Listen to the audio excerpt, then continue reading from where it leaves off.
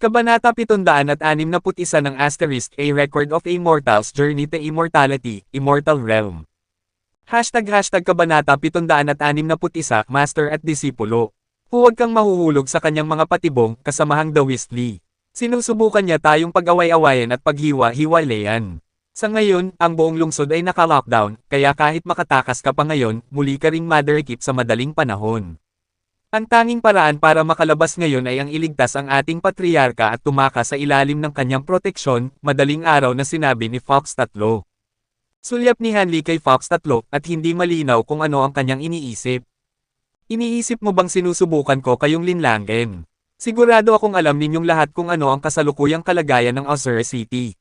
Wala akong oras o mapagkukunan para habulin kayo, at sa aking mga mata, ang pagpapabeye sa dalawang Golden Immortal na makatakas ay halos walang kahalagahan.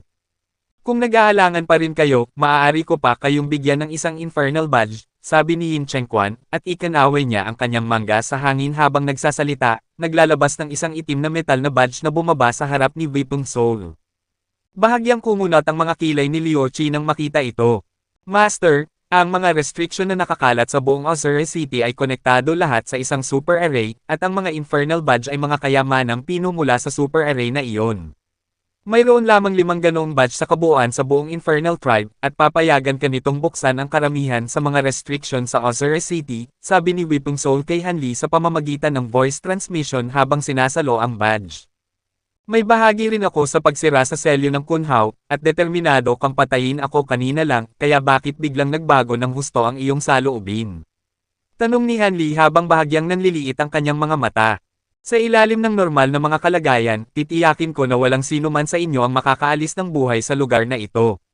Gayunpaman, sa ngayon, ang tanging layunin ko ay pigilan si Liu Qi, at nagawa mong tiisin ang aking pag-atake kanina lang, kaya malinaw na hindi kita mapapatay habang nasa ilalim ka ng proteksyon ni Liu Qi. Sa makatuwid, pinipili kong papuntahin ka na lang para maalis ang ilang mga pabago-bagong salik, paliwanag ni Yin Chengquan sa isang malamig na tinig. Iyan ay isang napakatapat at tapat na paliwanag, ngunit pumayag na akong tulungan si Senior Liu Qi, kaya natatakot akong kailangan kong tanggihan ang iyong panukala, sagot ni Hanley na may mahinang ngiti. Si Fox 3 at Liu Qi ay parehong nakahinga ng maluwag nang marinig ito, ngunit ang kabaligtaran naman ang totoo para kay Weeping Soul. Kung ipipilit mong kalabanan ako, ibabagsak kita kung saan ka nakatayo. Nakita mo ang nangyari, lawyer. Nag-abot ako ng sanga ng oliba sa kanya, ngunit tinanggihan niya ito, kaya wala siyang iniwan sa aking pagpipilian, sabi ni Yin Chengquan sa isang malamig na tinig habang gumagawa ng hand seal, at ang higanteng array sa lupa ay biglang nagliwanag, kung saan ang isang bug zone ng puting liwanag ay sumabog bago binalot si Weeping Soul at dinala siya palayo. May sinasabi si Weeping Soul na may apurahang ekspresyon, ngunit ang puting liwanag sa paligid niya ay napakalakas, at anuman ang kanyang sinasabi ay hindi naririnig dahil doon. Gayunpaman, sa mismong sandaling ito, ang isa sa mga buntot ni Liu Qi ay pumalupot kay Weeping Soul na parang kidlat. Napakalaki ng pagbabago sa ekspresyon ni Yin Chengquan nang makita ito, at agad siyang lumipad patungo kay Liu Qi bago nagpakawala ng suntok diretso sa kanyang ulo. Isang bugzo ng maningning na kulay abo na liwanag ang sumabog mula sa kanyang kamao, at isang nakakatakot na maltong ulo na kasing laki ng isang bahay ang lumitaw sa loob nito, na walang tigil sa pagtili at paghalakhak. Ang mga tunog ay napakatalas at bumaon diretso sa kaluluwa ng sinuman habang naglalabas ng matinding aura ng kamatayan, na tila nagmumula diretso sa mga hukay ng impyerno. Sina Hanley, Fox 3, at Sichuan Kong ay agad na nakaramdam ng marahas na pag-ugong sa kanilang mga ulo nang marinig ang tunog na ito, at naramdaman nilang tila magkakahiwa-hiwalay na ang kanilang mga kaluluwa. Sa lupa sa ibaba, ikinaway ni Liu Qi ang kanyang dalawang unahang paa sa hangin upang magpakawala ng maraming guhit ng kulay abo na liwanag, na agad na bumuo ng isang gray light barrier na pumaligid sa grupo ni Hanley at sa 4 na lightning pond. Sa sandaling nabuo ang light barrier, ang mga nakapanlulumong tunog ay agad na naitakwil, at kasabay nito, ang projection ng nasa katanghaliang gulang na lalaki ay lumitaw sa itaas ng light barrier sa isang iglap na hamarang sa daan ni Yin Chengquan. Kailangan mo munang dumaan sa akin kung gusto mo silang makuha, humalaklak ang nasa katanghaliang gulang na lalaki habang gumagawa ng hand seal, at isang bugzo ng kulay abo na liwanag ang umagos palabas ng kanyang katawan, pagkatapos ay nagbagong anyo tungo sa isang makapal na staff projection na may habang higit sa 100 talampakan. Dalawang serpentine projection ang nakapulupot sa magkabilang dulo ng staff projection na naglalabas ng napakatinding soul power fluctuations habang mabilis itong patungo sa kamao ni Yin Chengquan. Ang dalawa ay marahas na nagumpugan sa kalagitnaan ng hangin na nagresulta sa isang nakasisilaw na pagsabog ng liwanag na nagpadala ng mga spiritual sense fluctuation na sumasabog sa lahat ng direksyon na naging dahilan upang ang kalapit na espasyo ay may upi at magkabitak-bitik na parang ibabaw ng salamin. Ang gray light barrier ay nagsimula ring manginig ng marahas, ngunit ito ay napakatatag at mabilis na nagawang patatagin ang sarili nito. Kasunod ng sagupa ang iyon, kapwa ang nasa katanghaliang gulang na lalaki at si Yin Chengquan ay naitaboy pabalik sa ere. Ang serye ng mga sagupaan ay naganap sa isang korap ng mata, at ngayon lang nagawang mag-react ng mga katawan ng trio ni Han Li, kung saan ang lahat sa kanila ay nagduwal ng tig-isang bibig ng dugo bago nagpalitan ng mga nanginginig na tingin sa isa't isa. Liu Qi, hindi mo ba nararamdaman ang kahihiyan sa paghabol sa isang junior na tulad nito? Sigaw ni Yin Chengquan sa isang galit na tinig. Sa palagay ko ay hindi pa ako nakakarinig ng ganoong katwirang mga salita na lumalabas sa iyong bibig, Regional Monarch Yin. Kayong dalawa ay matagal nang naglalaban sa loob ng walang katilang taon, sa tingin mo ba talaga ay hindi ko pa rin nakikita ang iyong mga intensyon? Malamig na humalaklak si Liu Qi habang naglalapat ng higit pang lakas sa pamamagitan ng kanyang buntot, at ang puting light barrier sa paligid ni Weeping Soul ay agad na nawasak kung saan dinala siya pabalik sa kanyang tabi. Si Weeping Soul ay nagpupumiglas sa lahat ng kanyang lakas, ngunit ang kanyang pagpupumiglas ay dahan-dahang natigil nang marinig ito. Anong ibig mong sabihin doon? Tanong ni Yin Chengquan habang bahagyang nanliliit ang kanyang mga mata. Isang pahiwatig ng pangungutya ang kumislap sa mga mata ni Liu Qi, kung saan lumingon siya kay Weeping Soul habang nagtatanong, isa kang Xing Beast, tama ba? Hula ko na matapos kakuhanin ni Yin Chengquan sa ilalim ng kanyang pakpak, ginawa niya ang lahat ng kanyang makakaya para alagaan ka, hanggang sa umabot sa pagdakip ng mga nilalang mula sa iba't ibang tribo at pagpatay sa kanila para malamon mo ang kanilang mga kaluluwa, tama ba? Tama iyan, malaki ang utang na loob ko sa aking master, sagot ni Weeping Soul. Alam mo ba kung bakit handang gawin ng iyong master ang napakaraming bagay para sa iyo?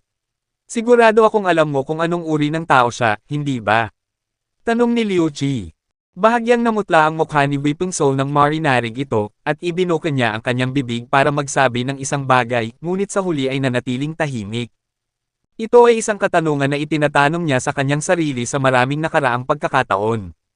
Gayunpaman, ayaw niyang pagdudahan ang kabaitan ni Yin Chengquan, kaya sa tuwing lumilitaw ang tanong sa kanyang isipan, agad niya itong itataboy, ngunit ngayon na direkta na itong inilalahad sa kanya, napilitan siyang harapin ito sa wakas. Bahagyang napakilos ang puso ni Han Li nang marinig ito. Bago pumunta rito, narinig niya na si Yin Chengquan ay isang napakarahas na tao na kilala sa paggamit ng lahat ng uri ng tuso at palihim na taktika upang pilitin ang mas maliliit na rehiyon na yumukod sa Infernal Region. Kaya naman, maging ang kanyang mga nasasakupan ay labis na natatakot sa kanya, at tiyak na hindi siya mukhang uri ng tao na tatanggap ng isang tagalabas bilang disipulo, lalo na ang alagaan sila ng ganoon kasigasig. Gayunpaman, dahil sa patuloy na panganib na kanyang kinalalagyan, hindi siya nagkaroon ng pagkakataon na pag-isipan ang paksang ito, ngunit tila ang lahat ay malapit ng mayhayag. Sigurado akong alam ninyong lahat ang kakayahan ng mga infernal na nilalang na kontrolin ang iba gamit ang Infernal Soul Bombs. Kahit ako ay kailangang umamin na ito ay isang napakalakas na kakayahan.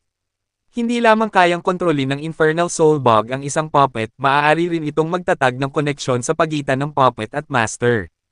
Kung ang mga batas ng kapangyarihan na pinagkadalubhasaan ng master at puppet ay magkapareho, maaari nitong payagan silang napakadaling pagsamahin ang kanilang mga law power, at iyon ay isang mahalagang dahilan sa likod kung bakit ang Infernal Tribe ay palaging nakatayo bilang isa sa pinakamalakas na tribo ng Grey Realm, patuloy ni Liu Qi. Ano ang kinalaman nito kay Weeping Soul, Senior Liu Qi? Tanong ni Han Li. Dahil sa ilang mga sakuna, nagtamo ako ng malubhang pinsala maraming taon na ang nakalilipas at bumagsak sa Grey Realm, kung saan ako ay dinakip ni Yin Chengquan. Hindi niya ako pinatay dahil ang Heavenly Illusion Laws na aking pinagkadalubhasaan ay kaakit-akit para sa kanya. Nagka-cultivate siya ng laws of ghostly enchantment, at kung matagumpay niya akong magagawang puppet, ang aming mga law power ay magagawang umakma sa isa't isa sa napakalaking epekto, nangangahulugang wala siyang magiging kapantay sa buong Grey Realm, paliwanag ni Liu Qi na may malamig na ngisi. Isang kaisipan ng tila pumasok kay Weeping Soul dito, at ang kanyang mukha ay bahagyang namutla. Gayunpaman, upang makontrol ang isang Dao ancestor na tulad ko, kailangan ni Yin Chengquan ng isang infernal soul bug na may napakataas na kalidad, isang bagay na hindi mapipino gamit ang mga normal na kaluluwa. Iyon ang dahilan kung bakit ginawa niya ang lahat ng iyon para alagaan ka. Ang mga Shing Beast ay napaka-advanced na mga soul entity na may kakayahang lumamon ng mga multo at espiritu, na ginagawa silang perpekto para sa pagpino ng mga premium na infernal soul bug. Gayunpaman, ang iyong cultivation base ay medyo kulang pa sa ngayon, at ipinapalagay ko na nais niyang simulan ang kanyang plano pagkatapos ka lang mapataas sa Great Encompassment Stage, sabi ni Liu Qi. Lalo pang namutla ang mukha ni Weeping Soul nang marinig ito. Tahimik na napabuntong hininga si Hanli nang makita ito.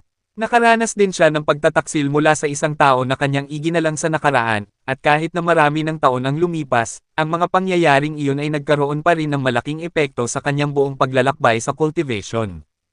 Sinasabi ba niya ang totoo, Master? Tanong ni Weeping Soul habang bumabelang kay Yin Chengquan. Masaya namang magpanggap bilang isang mabait at mapagpalang master, at orihinal kung binalak na ipagpatuloy ang pag-arte na ito ng mas matagal pa, ngunit dahil ang lahat ay naibunyag na, ipinapalagay ko na wala akong mapagpipilian kundi tapusin ng maaga ang mga bagay-bagay, sagot ni Yin Chengquan na may malamig na ngisi, at ang huling pahiwatig ng kulay ay naglaho sa mga pisngi ni Weeping Soul sa kumpirmasyong ito. Isang malamig na kislap ang dumaan sa mga mata ni Hanli habang matalim na nakatingin kay Yin Chengquan. Liu Qi, hindi ba't sinabi mo lang na nakikita mo ang lahat ng aking mga intensyon? Kung ganoon, alam mo ba kung bakit hinayaan kitang ihayag ang lahat ng iyan nang walang ginagawa para pigilan ka? Tanong ni Yin Chengquan habang bumabelang kay Liu Qi. Bahagyang natigilan si Liu Qi nang marinig ito, kung saan ang isang pahiwatig ng pagkakatonto ay lumitaw sa kanyang mga mata habang madaling araw na ibinaling ang kanyang tingin kay Weeping Soul.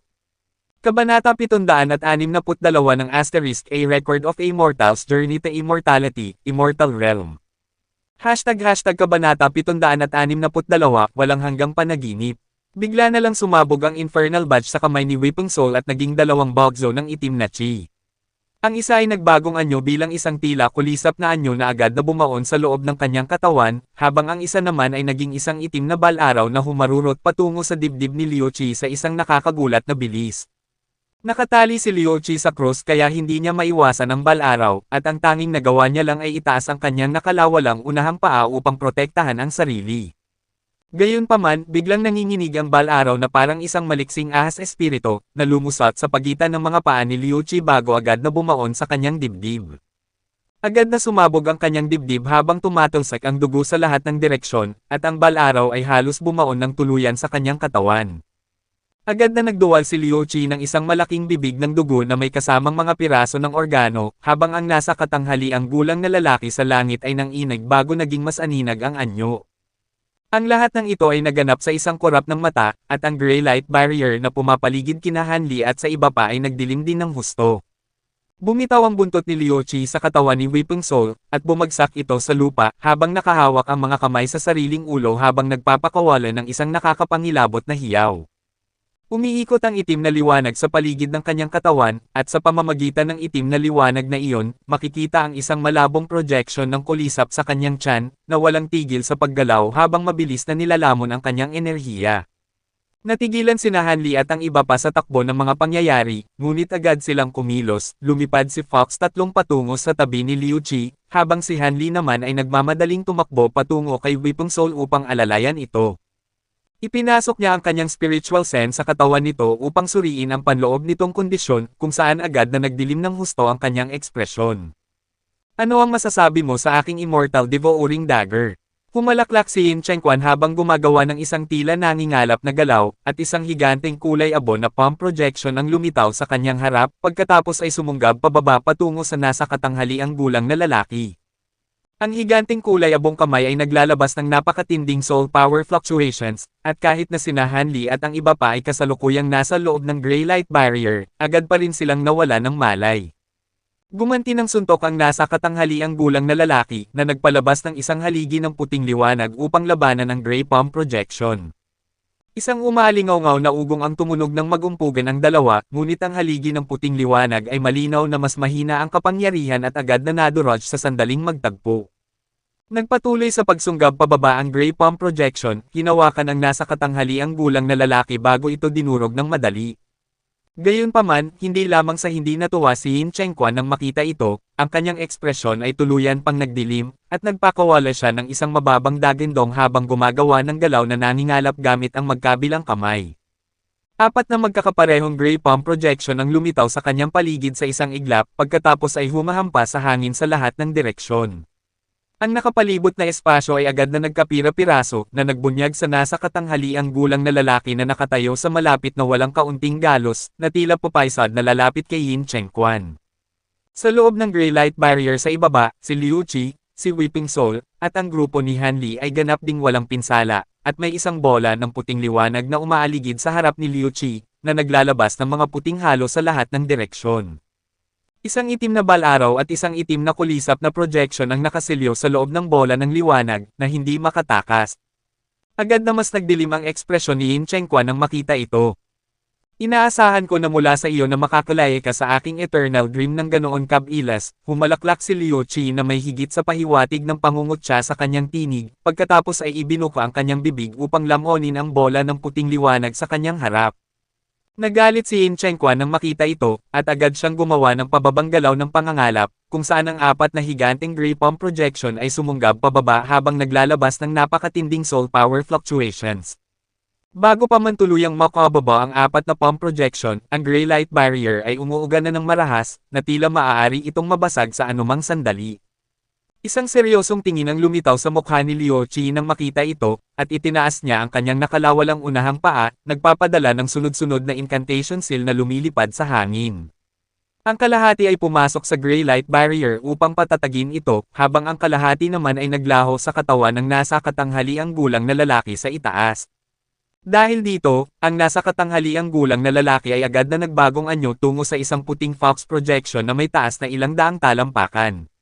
Sa isang kaway ng siyam nitong buntot, isang alon ng puting liwanag ang pinakawalan upang sumagupa sa apat na gray palm projection.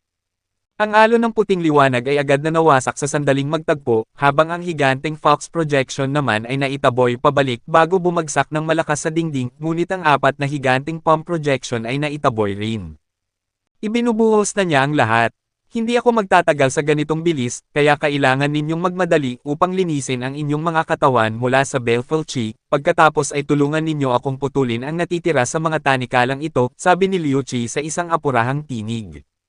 Nagkatinginan sina Han Li, Shi Chuankong, at Fox tatlo nang marinig ito, pagkatapos ay magkakasamang lumipad patungo sa lilang lightning pond, habang si Weeping Soul naman ay nanatiling nakatayo sa lugar habang nakatingin kay Yin Chengquan na may malamig na ekspresyon. Samantala, ang higanting fox projection ay nakabawi na mula sa pagkabangga sa dingding, at tila hindi ito nagtamo ng anumang pinsala habang sumusunggab kay Yin Chengquan. Hayaan ninyo akong tumulong, Senior Liu Qi, biglang sabi ni Weeping Soul. Medyo matatag ka para sa isang may ganyang antas ng cultivation, ngunit malayo ka pa para magkaroon ng bahagi sa isang labanan sa pagitan ng mga Dao Ancestor, sabi ni Liu Qi habang sumusulyap sa kanya. Siyempre ay hindi ako ganoon kaibang para isipin iyon, ngunit tulad ng sinabi ninyo kanina, tunay nga akong isang Shing Beast, at mayroon akong isang lihim na teknik na maaaring gumamit ng aking soul power upang mapalakas ang soul power ng iba. Ang lihim na teknik ay hindi ganoon kaepektibo sa mga may mas mataas na cultivation base kaysa sa akin, ngunit dapat pa rin itong gumana kahit papaano, sabi ni Weeping Soul. Isang pahiwatig ng gulat ang kumislap sa mga mata ni Liu Qi nang marinig ito, at tumango siya bilang tugon. Sige, ngunit tiyakin mong hindi ka aalis sa light barrier na ito. Kung hindi, hindi kita mapoprotektahan. Tumango si Weeping Soul bilang pagsang-ayon, pagkatapos ay nagsimulang bumigkas ng isang incantation. Apat na bola ng itim na liwanag ang lumipad palabas mula sa tuktok ng kanyang ulo bago bumaba sa paligid ni Liu Qi, pagkatapos ay nagbagong anyo tungo sa apat na instrumento, isang gukan, isang waist drum, isang jade flute, at isang kunghaw. Ikinaway ni Weeping Soul ang magkabilang kamay sa hangin, at ang mga hibla ng malinaw na liwanag ay lumabas mula sa kanyang glabela, pagkatapos ay bumagsak sa apat na instrumentong pangmusika bilang mga incantation seal. Agad na nagsimulang tumugtog ang musika mula sa apat na instrumento, at ang mga itim na ripple ay nagsimulang kumalat sa buong kalapit na espasyo. Walang bilang na maliliit na ron ang nakahalo sa mga ripple na iyon, at ang mga ito ay umagos sa isipan ni Liu Qi, na naging dahilan upang magliwanag ng kaunti ang kanyang mga mata. Mataas sa kalangitan, si Yin Chengquan ay nagpapakawala ng isang galit na serye ng mga pag-atake, at ang higanting Fox projection ay mabilis na naipit sa isang sulok ng bulwagan.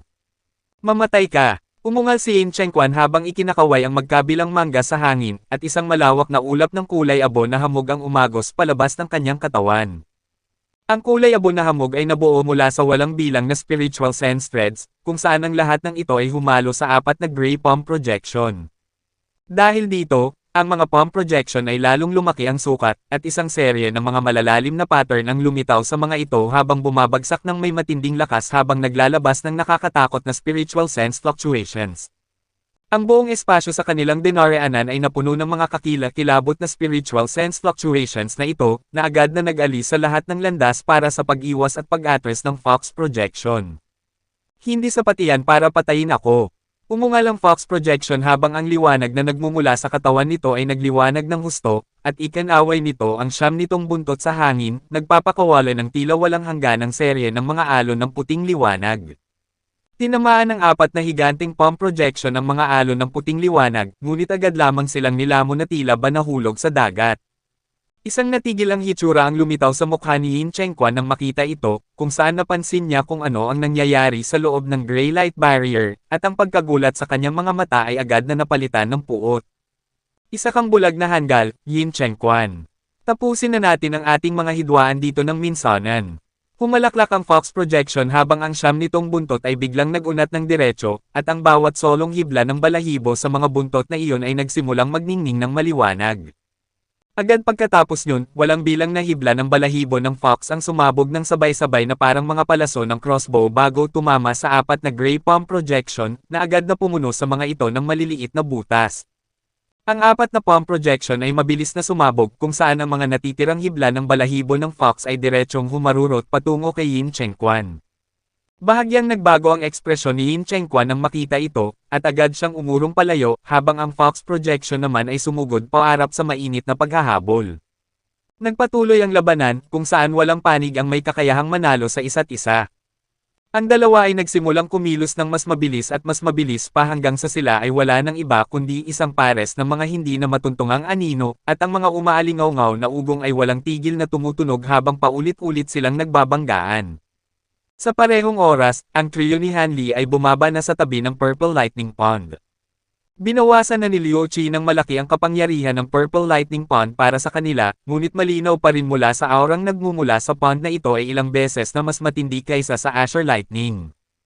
Lumipad si Han Li sa loob ng Purple Lightning Pond nang walang anumang pag-aalinlangan, at agad ding sumunod si Shi Chuankong.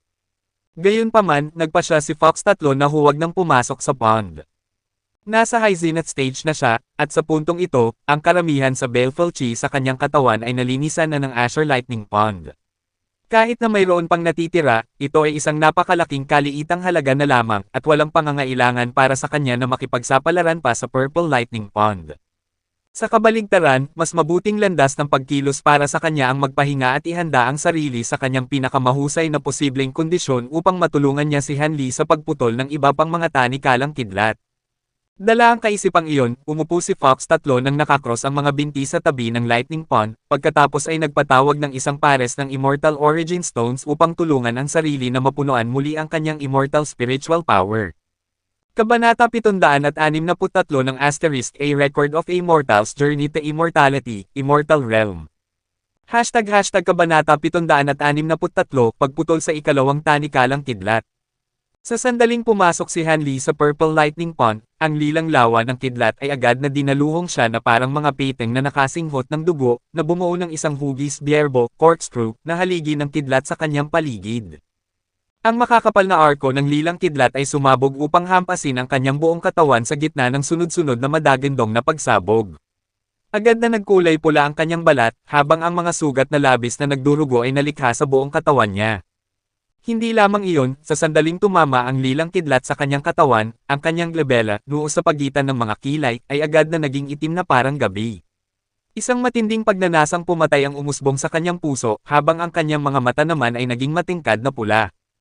Ang mga bugzo ng napakatinding baleful chi fluctuations ay sumabog palabas ng kanyang katawan, at ang baleful decay na pilit niya lang na pinigilan kanina ay muling naghasik ng lagim. Isang pahiwatig ng natitirang takot ang kumislap sa mga mata ni Fox tatlo nang makita ang pagpupumiglas ni Han Li, at labis siyang nagpasalamat na hindi siya pumasok sa Purple Lightning Pond. Samantala, sumulyap din si Weeping Soul sa direksyon ni Han Li, at isang pahiwatig ng pag-aalala ang dumaan sa kanyang mga mata. Bigla na lang, ang isang serye ng mga True Spirit Projection ay muling sumabog palabas ng katawan ni Han Li, at ang mga ito ay mas malinaw kaysa dati. Ang mga lightning pond na ito ay nagtataglay ng kapangyarihan ng pagkawasak at kapangyarihan ng muling pagsilang, kaya naman ang lahat ng kanyang True Spirit Bloodline ay napalakas ng bahagya mula sa panahong isinawsaw niya ang sarili sa Azure Lightning Pond. Gayunpaman, hindi iyon nangangahulugang magandang bagay para kay Han Li, dahil ang mga pagpapalakas sa mga banyagang bloodline na ito ay nagdulot ng mas matinding pasanin sa kanyang katawan. Huminga ng malalim si Han Li, at nanatili siyang kalmado at mapayapa. Matapos ang nangyari sa Azure Lightning Pond, mayroon na siyang kaunting karanasan pagdating sa pagharap sa mga pagbabagong ito sa kanyang katawan. Pagkatapos ng isang sandali upang ihanda ang sarili, agad niyang pinadaloy ang kanyang Spirit Refinement Technique, gamit ang kanyang napakalawak na spiritual sense upang pawiin ang pagnanasang pumatay sa kanyang isipan. Kasabay nito, pinadaloy niya ang kanyang Great Universe Origin Arts upang protektahan ang kanyang mga panloob na organo, na nagpapahintulot sa lilang kidlat na maglakbay sa natitirang bahagi ng kanyang katawan. Habang ang mga bug zone ng kakilakilabot na kapangyarihan ng kidlat ay nagsimulang pumasok sa kanyang katawan, higit pang baleful chi ang naitaboy palabas. Ang mga usok ng itim na chi ay nagsimulang umakyat mula sa kanyang katawan bago agad na pinuksan ng lilang kidlat. Sa sandaling ito, ang lahat ng kanyang immortal acupoints ay napuno na rin ng lilang kidlat na pamwersa sa matatandang baleful chi na nagtatago sa loob. Habang nililinis ang baleful chi, ang pagnanasang pumatay sa kanyang isipan ay dahan-daang naglaho, at ang kanyang mga mata ay muling nagkamit ng dati nitong linaw. Ang prosesong ito ay malinaw na mas masakit kaysa sa kanyang tiniis sa Azure Lightning Pond, ngunit nagnitngit ang kanyang mga ngipin ng husto habang tinitiis ang napakatinding parusa. Ang 15 minuto ay lumipas sa isang korap ng mata. Sa puntong ito, ang buong katawan ni Han Li ay tadtad na ng mga sugat, na nagbigay sa kanya ng hitsura ng isang punit-punit na sako. Gayunpaman, ang kanyang mga mata ay mahigpit na nakapikit, at may isang kalmado at mapayapang ekspresyon sa kanyang mukha, na tila ba wala siyang nararamdamang anumang sakit. Ang malalaking usok ng itim na baleful chi ay patuloy na bumubulusok palabas ng kanyang katawan, ngunit bigla na lang, ang pagdaloy palabas ng baleful chi ay biglang bumagal. Bahagyang kumunat ang mga kilay ni Han Li habang idinidilat ang kanyang mga mata, pagkatapos ay agad na lumipad pataas sa ere. Ang nakapalibot na lilang kidlat ay agad na sumunod, na bumuo ng isang purple lightning net na nagtangkang hamuli sa kanya muli. Malamig na nasanggasing si Han Li habang pinadaloy ang kanyang kakayahang reversal through access, na sumasabog pataas sa ere bilang isang gintong anino. Ngunit ang Purple Lightning Net ay mas matatag kaysa sa pinakawala ng Azure Lightning Pond, at hindi siya nakawala kaagad. Tila nagalit sa panghahamon ni Han Li, ang Purple Lightning Pond ay nagpakawala ng ilang makakapal na arko ng kidlat na diretsyong humarurot patungo sa kanya. Kabaligtaran sa iba pang kidlat sa pond, ang mga arkong ito ng kidlat ay mas maliwanag at may walang bilang na maliliit na lightning rod na kumikislap sa paligid ng mga ito, na naglalabas ng napakatinding lightning law powers. Bahagyang kumunat ang mga kilay ni Han Li nang makita ito, at ang kanyang mantra treasured access ay lumitaw sa kanyang likuran bago mabilis na umikot upang magpadala ng walang bilang na gintong ripple na sumasabog sa hangin sa isang radius na higit sa 100 talampakan sa paligid niya.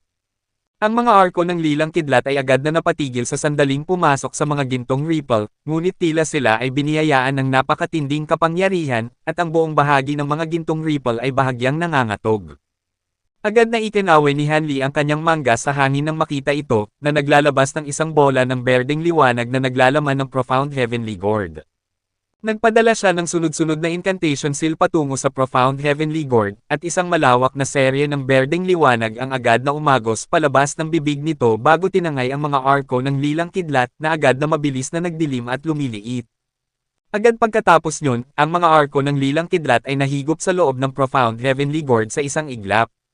Dahil ang bahagi ng purple lightning net ay nahigop sa profound heavenly gourd, ang presyon kay Han Li ay nabawasan ng malaki. Nagawa niyang lumipad pataas sa ere, nakawala mula sa lightning net bago lumapag malapit sa lightning pond. Pagkatapos nyon, ang mantra treasured access ay naglaho sa kanyang utos, at ang mga nakapalibot na gintong ripple ay naglaho na rin. Ang purple lightning net ay kumislap ng ilang beses, ngunit dahil wala ng target na pipigilan, mabilis itong bumaba pabalik sa lightning pond. Matapos ang isang sandali upang patatagin ang sarili, uminom si Han Li ng ilang tableta ng gamot, at ang lahat ng mga sugat sa kanyang katawan ay nagsimulang mabilis na maghilam, habang ang kanyang kutis ay bahagyang bumuti rin. Ano ang pakiramdam mo, kasamahang Daoist Li? Sa ngayon, kayang labanan ni Patriarka Liu Qi si Yin Chengquan sa tulong ni kasamahang Daoist Weeping Soul, ngunit hindi nila ito mapapanatili ng matagal. Ang ating kapalaran ay masaselyuhan kung may iba pang mga reinforcement mula sa Infernal Tribe ang dumating, kaya kailangan nating magmadali at putulin ang tatlong natitirang tanikalang kidlat sa lalong madaling panahon, madaling araw na sinabi ni Fox 3 sa pamamagitan ng voice transmission. Sige, kukuha ako ng kaunting oras para makabawi at hihintayin ko si kasamahang Daoist Chi na makalabas, sagot ni Han Li na may kasamang tango habang ibinabaling ang kanyang tingin sa Purple Lightning Pond. Sa sandaling ito, si Shi Chuan-kong ay nasa loob pa rin ng pond, at isang serye ng malalalim na sugat ang nahiwa sa kanyang balat, ang ilan ay napakalalim na ang buto ay makikita na. Ang pulang liwanag ay kumikislap sa loob ng kanyang mga mata, habang ang kanyang glabella ay naging itim na parang gabi, at malinaw na nilalabanan niya rin ang kanyang baleful decay. Ang buong katawan niya ay nanginginig ng hindi makontrol mula sa napakatinding hapdi, ngunit nagtataglay siya ng kahangahangang tibay ng isip, at mahigpit niyang itinutungo ang kanyang mga ngipin habang tinitiis ang sakit. Habang ang mga usok ng itim na chi ay bumubulusok palabas ng kanyang katawan, ang pulang liwanag sa kanyang mga mata ay dahan-daang naglaho, gayon din ang itim na kulay ng kanyang glabella, at ang kanyang balat ay nagsisimula ng magkaroon ng isang parang kristal at jade na hitsura. Alam ni Han Li na wala namang ganoong karaming baleful chi sa katawan ni Shi Chuan-kong kumpara sa kanya, at ang Purple Lightning Pond ay lipol na ang karamihan sa baleful chi na iyon. Sa ganitong bilis, may napakalaking pagkakataon na mapagtatagumpayan niya ang kanyang baleful decay upang maabot ang semi-high zenith stage. Gayunpaman, sa mismong sandaling ito, ang bilis ng pagdaloy palabas ng baleful chi mula sa kanyang katawan ay biglang humupa, habang ang parang kristal na kalidad ng kanyang balat ay umurong din. Tahimik na napabuntong hininga si Han Li nang makita ito. Tila ang ikalawang pond ay nabiguring pahintulutan si Shi Chuan-kong na mapagtagumpayan ang kanyang baleful decay. Idinilat ni Shi Chuan-kong ang kanyang mga mata, pagkatapos ay lumundag palabas ng lightning pond. Ang mga arko ng lilang kidlat sa kanyang paligid ay agad na nagpulupot upang bumuo ng isang purple lightning net. Bilang tugon, isang higanting pilak na bulaklak ng lotus ang lumitaw sa paligid ng kanyang katawan sa gitna ng isang kislap ng pilak na liwanag, pagkatapos ay nagsimulang magpakawala ng mga guhit ng matalas na sword chi na tumama sa lightning net. Ang purple lightning net ay nanginig ng marahas habang ang isang siwang ay agad na nahiwa rito, at si Shi Chuan-kong ay lumipad palabas ng siwang bago lumapag sa gilid ng lightning pond. Nasa malubha na siyang pisikal na kondisyon, at lalo pa niyang pinatindi ang pagod sa sarili sa pamamagitan ng pagpapakawala ng lihim na teknik na iyon, na naging dahilan upang magduwal siya ng isang bibig ng dugo. Sa sandaling lumapag siya sa lupa, agad siyang nagpatawag ng isang maliit na bote, pagkatapos ay ibinuhos ang lahat ng mga tableta sa loob nito ng diretso sa kanyang sariling bibig bago umupo ng nakakross ang mga binti.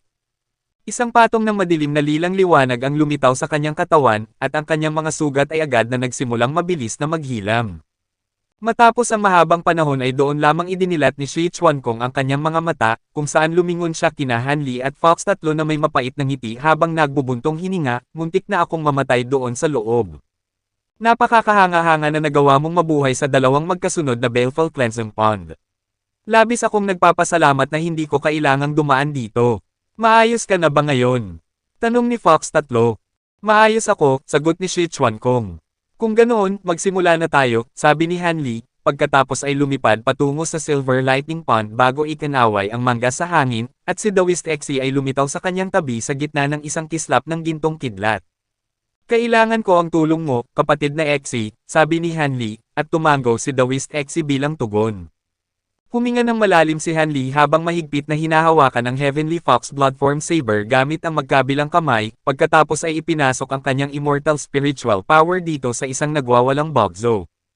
Ang pulang liwanag ay kumislap sa ibabaw ng saber habang ang lahat ng mga pattern sa ibabaw nito ay nagliwanag, at nagsimula itong magpakawala ng isang napakatinding aura. Sabay-sabay na itinoon ni na Fox 3, Shi Chuan-kong, at Daoist Xi ang kanilang mga palad patungo kay Han Li, na nagpapasok ng kanilang immortal spiritual power sa kanyang katawan, kung saan ang lahat ng kanilang lakas ay umagos patungo sa Heavenly Fox Bloodform Saber. Ang pulang liwanag na nagmumula sa saber ay lalong nagliwanag, at ang aurang ibinubugan nito ay patuloy na tumataas ng walang humpay. Ang mga patong-patong na pulang saber projection ay lumitaw, at ikinaway ni Hanli ang saber pababa gamit ang lahat ng kanyang lakas habang bumubulong sa sarili, ipahiram mo sa akin ang iyong lakas, Senior Shi. Isang higanting pulang fox projection ang biglang lumabas mula sa Heavenly Fox Bloodform Saber, pagkatapos ay sumugod paarap at naglaho sa loob ng saber sa isang iglap. Ang immortal spiritual power ni Hanli at ng iba pa ay bumubuhos sa Heavenly Fox Bloodform Saber na parang baha sa isang nasirang dam, ngunit walang sinuman sa kanila ang nagulat ng husto dahil sa kanilang nakaraang karanasan sa pagputol ng Asher Lightning Chain. Ang lahat ng walang bilang na pulang saber projection ay naglaho sa loob ng saber, na naging dahilan upang lumaki ito ng halos doble sa orihinal nitong sukat bago tumama sa Purple Lightning Chain. Agad na nagsimulang manginig ng marahas ang tanikala, habang ang mga rune na nakaukit dito ay nagningning na kasing liwanag ng araw. Ang Purple Lightning Pond ay sumabog sa isang pagwawala, at ang lahat ng kidlat sa loob ay umakyat upang bumuo ng isang bola ng kidlat na humarurot patungo kay Liuchi kasunod ng tanikala. Gayunpaman, ang bola ng kidlat ay nakarating lamang sa kalahating daan bago ang lilang tanikala ay naputol sa ilalim ng saber. Ang bola ng kidlat ay agad na napatigil ng bigla, pagkatapos ay sumabog upang magpadala ng mga arko ng kidlat na lumilipad sa lahat ng direksyon. Bahagyang nanginig si Hanli habang ang isang patong ng lilang kidlat ay lumitaw sa kanyang katawan, ngunit lumitaw lamang ito sa isang sandali bago naglaho, na tila ba walang anumang nangyari. Isang mapag-isip na hitsura ang lumitaw sa kanyang mukha, habang ang naputol na lilang tanikala ay lumubog sa loob ng Lightning Pond. Kabanata 764 ng Asterisk A Record of a Mortal's Journey to Immortality, Immortal Realm. Kabanata 764 nakasandal sa dingding ang likod. Magaling! Humalaklak si Liuchi sa matinding kagalakan habang ang isang walang kapantay na aura ay sumabog palabas ng kanyang katawan, na naging dahilan upang ang buong bulwagan ay manginig ng marahas. Lalo pang nagdilim ang ekspresyon ni Yin Chengquan habang nagpapakawala ng isang malupit na titig sa grupo ni Hanli, kung saan sabay niyang ibinalibag ang kanyang dalawang palad sa hangin. Isang mapurol na kalabog ang umalingaw-ngaw habang ang apat na higanting Grey Palm Projection ay sabay-sabay na lumitaw sa itaas ng ulo ng puting Fox Projection. Ang apat na higanting palm projection ay nag-isa upang bumuo ng isang napakalaking palm projection na may sukat na ilang libong talampakan, at bumagsak ito na parang isang dambuhalang bundok. Iniisip mo pa rin ba na ang spiritual sense avatar mong iyan ay katapat ko ngayon ngayong dalawang tanikala na ang naputol?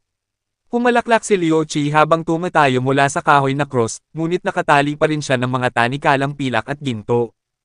Isang bagzo ng maliwanag at malinaw na liwanag ang lumitaw sa ibabaw ng kanyang glabela, at ang puting fox projection ay lumaki ng husto sa sukat, pagkatapos ay tumayo gamit ang dalawang hulihang paa bago ikinaway ang dalawang unahang paa sa hangin. Isang tila nagpapayanig sa mundong pagsabog ang umalingaw-ngaw nang sumabog ang higanteng Grey Palm Projection, at marahas na nanginig si Yin Chengquan habang napaatras ng ilang hakbang. Ang Fox Projection naman ay naitaboy rin pababa mula sa langit habang ang puting liwanag na nagmumula sa katawan nito ay kumukurap sa isang tila hindi matatag na paraan, ngunit agad nitong naituwid ang sarili bago muling sumunggab kay Yin Chengquan. Kuwait, sa lugar ng pagpupulong sa Fallen Lake area.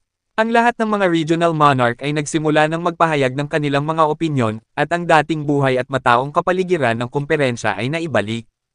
Si Yin Chengquan ay nakaupo na may ngiti sa kanyang mukha, paminsan-minsang nakikipag-usap sa mga regional monarch sa kanyang paligid, at si Wang Fuyu ay medyo nadismaya nang makita siyang mukhang kalmado at mapayapa. Sa mismong sandaling ito, ang tinig ni Worm Tatlong ay biglang umalangaw-ngaw sa kanyang isipan. Palace Master Wang Fu, nalaman ng ating mga tao na mayroon nga palang nangyari sa Soul Cleansing Area, ngunit hindi ito tungkol sa kanilang mga pasilidad sa pagpino ng kayamanan, tulad ng ipinahayag ni Yin Chengquan. Sa halip, may mga taong palihim na nakapasok sa kaibuturan ng Osiris City at nagdulot ng malaking kaguluhan doon. Sa ngayon, ang lahat ng puwersa sa loob ng Osiris City ay nagtutungo roon. Isipin mong may maglalakas loob na pumasok ng palihim sa Osiris City sa ganitong panahon, pagmumuni-muni ni Wang Fuyu habang itinataas ang isang kilay. Dapat ko bang utusan ng ating mga tao na patuloy na mangalap ng higit pang impormasyon, Palace Master Wang Fu?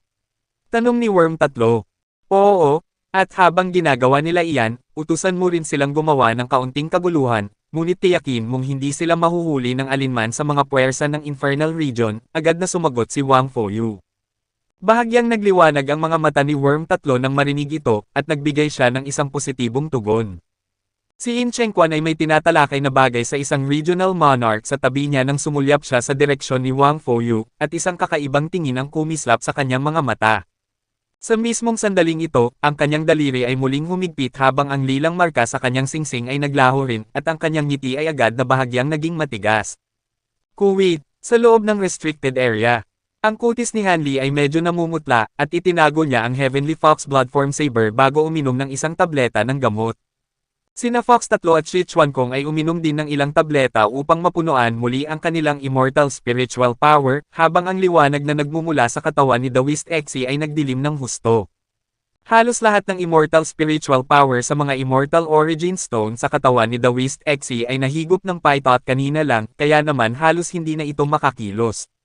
Sumulyap si Hanli kay Daoist Xe, pagkatapos ay ikinaway ang mangga sa hangin upang magpakawala ng isang bulk zone ng Asher na liwanag na humila rito patungo sa Flower Branch Domain. Nag-iwan siya ng malaking supply ng Immortal Origin Stone sa Flower Branch Space, at sapat na iyon para mapunuan muli ni Daoist Xe ang kanyang enerhiya. Labis na natuwa si Fox 3 nang makita na ang Fox projection sa itaas ay nagsisimula ng makakuha ng bentahe laban kay Yin Chengquan, at lumingon siya kina Hanli at Shi Chuankong na may nagagalak na ekspresyon habang sinasabi, mangyaring magpahinga muna kayo ng mabilis, pagkatapos ay puputulan natin ang natitirang 2 tanikala. Kapag nakalaya na si Patriarka Liu Qi, maibibigay niya sa inyo ang kanyang proteksyon upang makapasok kayo sa ikatlong lightning pond.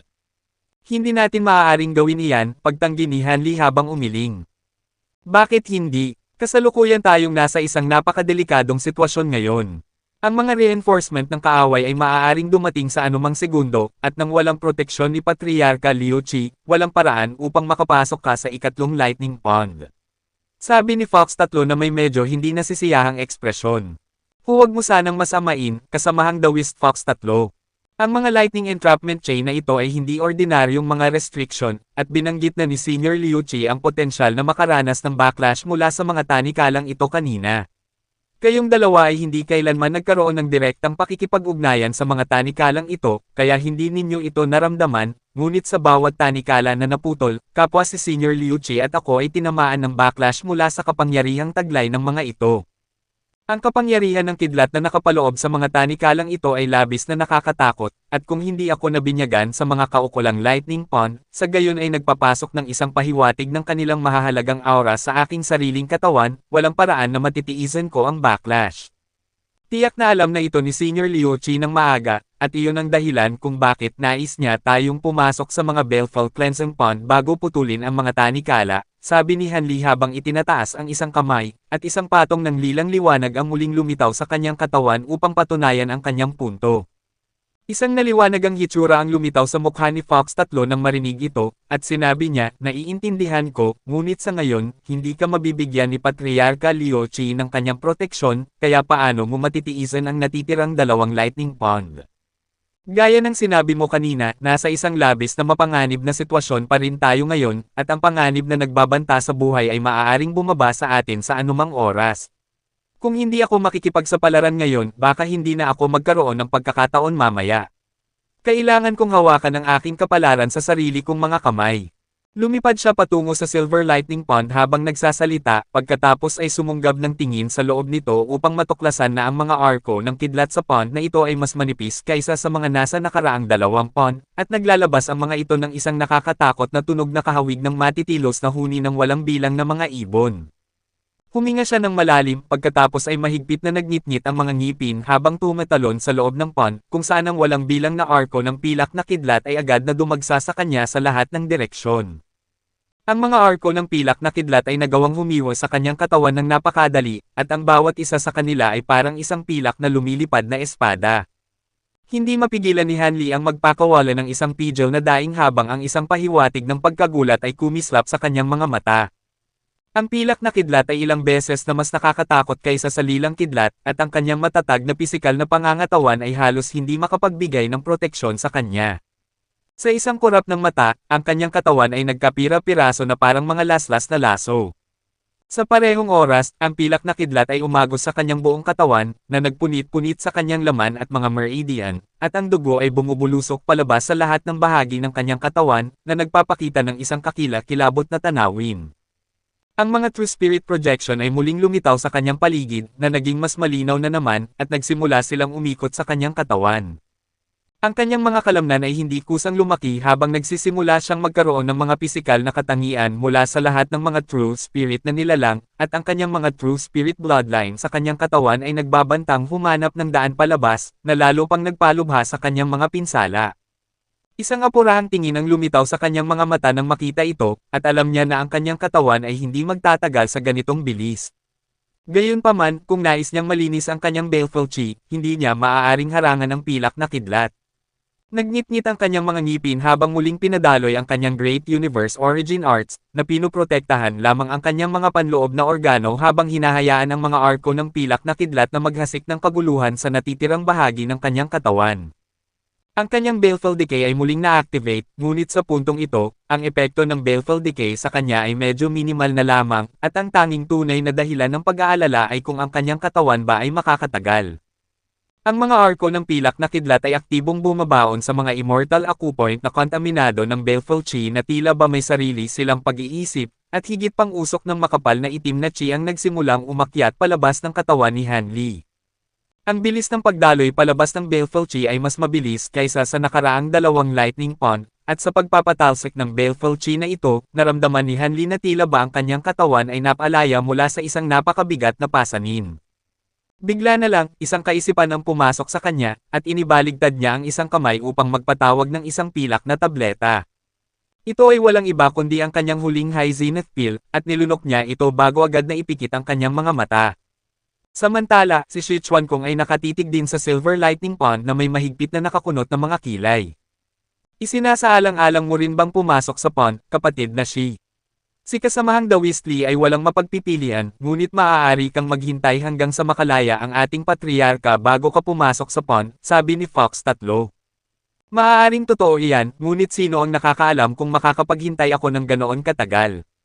Nakagawa na ako ng napakaraming pakikipagsapalaran upang makarating dito, paano ako atres sa huling sandali?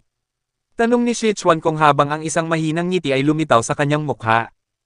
Magsasalita pa sana si Fox 3 ng isang itim na array ang biglang lumitaw sa gilid ng bulwagan ng walang anumang babala, kung saan ang isang figure ay lumitaw sa loob ng array. Yin Gua, bulalas ni Sichuan-kong habang mabilis na lumingon na may nababahalang ekspresyon. Sa katunayan, ang taong kara-rating lang ay walang iba kundi si Yin Gua, ang Great Encompassment Stage Grey Immortal mula sa 100 Treasure Area. Sa sandaling lumitaw si Yin Gua, sumulyap siya kina Sichuan-kong at Fox 3, pagkatapos ay agad na tumingin sa itaas sa kalangitan, kung saan ang spiritual sense avatar ni Yin Chengquan at ang higanting Fox projection ay nagkakaharap mula sa layong ilang libong talampakan. Sumulyap si Liu Qi kay Yin Gua, pagkatapos ay tumingin muli sa spiritual sense avatar ni Yin Chengquan, at isang malamig na ngisi ang lumitaw sa kanyang mukha. Isang pahiwatig ng takot ang kumislap sa mga mata ni Yin Gua nang makita si Yin Chengquan, na bumaling sa kanya bago nagtanong sa isang malamig na tinig, ano ang ginagawa mo rito, Elder Yin Gua? Hindi mo ba alam kung anong lugar ito? Pataw-eron po ninyo ako, Regional Monarch. Sinalungat ni Yuluo ang ating Infernal Tribe at pinalaya ang mga tagalabas na iyon mula sa Infernal Prison, pagkatapos ay dinala sila rito upang palayain ang Kunhao. Wala akong mapagpipilian kundi habulin sila hanggang sa puntong ito, madaling araw na nagpaliwanag si Yin Gua sa isang nanginginig na tinig habang nagpapakita ng isang humihinjing paumanhin na yuko. Kabanata 765 ng Asterisk A Record of a Mortal's Journey to Immortality, Immortal Realm.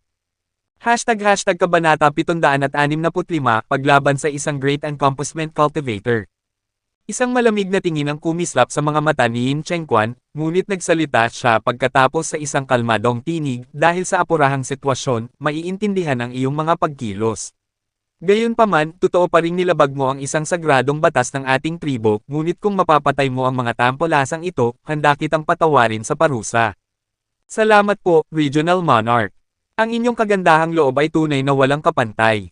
Madaling araw na sumagot si Yin Gua sa isang nagagalak na paraan. Ang iyong kakayahang magsinungaling nang hindi man lang kumukurap ang mga mata ay tunay na kahanga-hanga, Yin Chengquan. Nakakita ako ng 3 tao na pumunta rito nang walang pahintulot mo. Ang isa sa kanila ay isang lalaking nagngangalang Yin Duo, tama ba?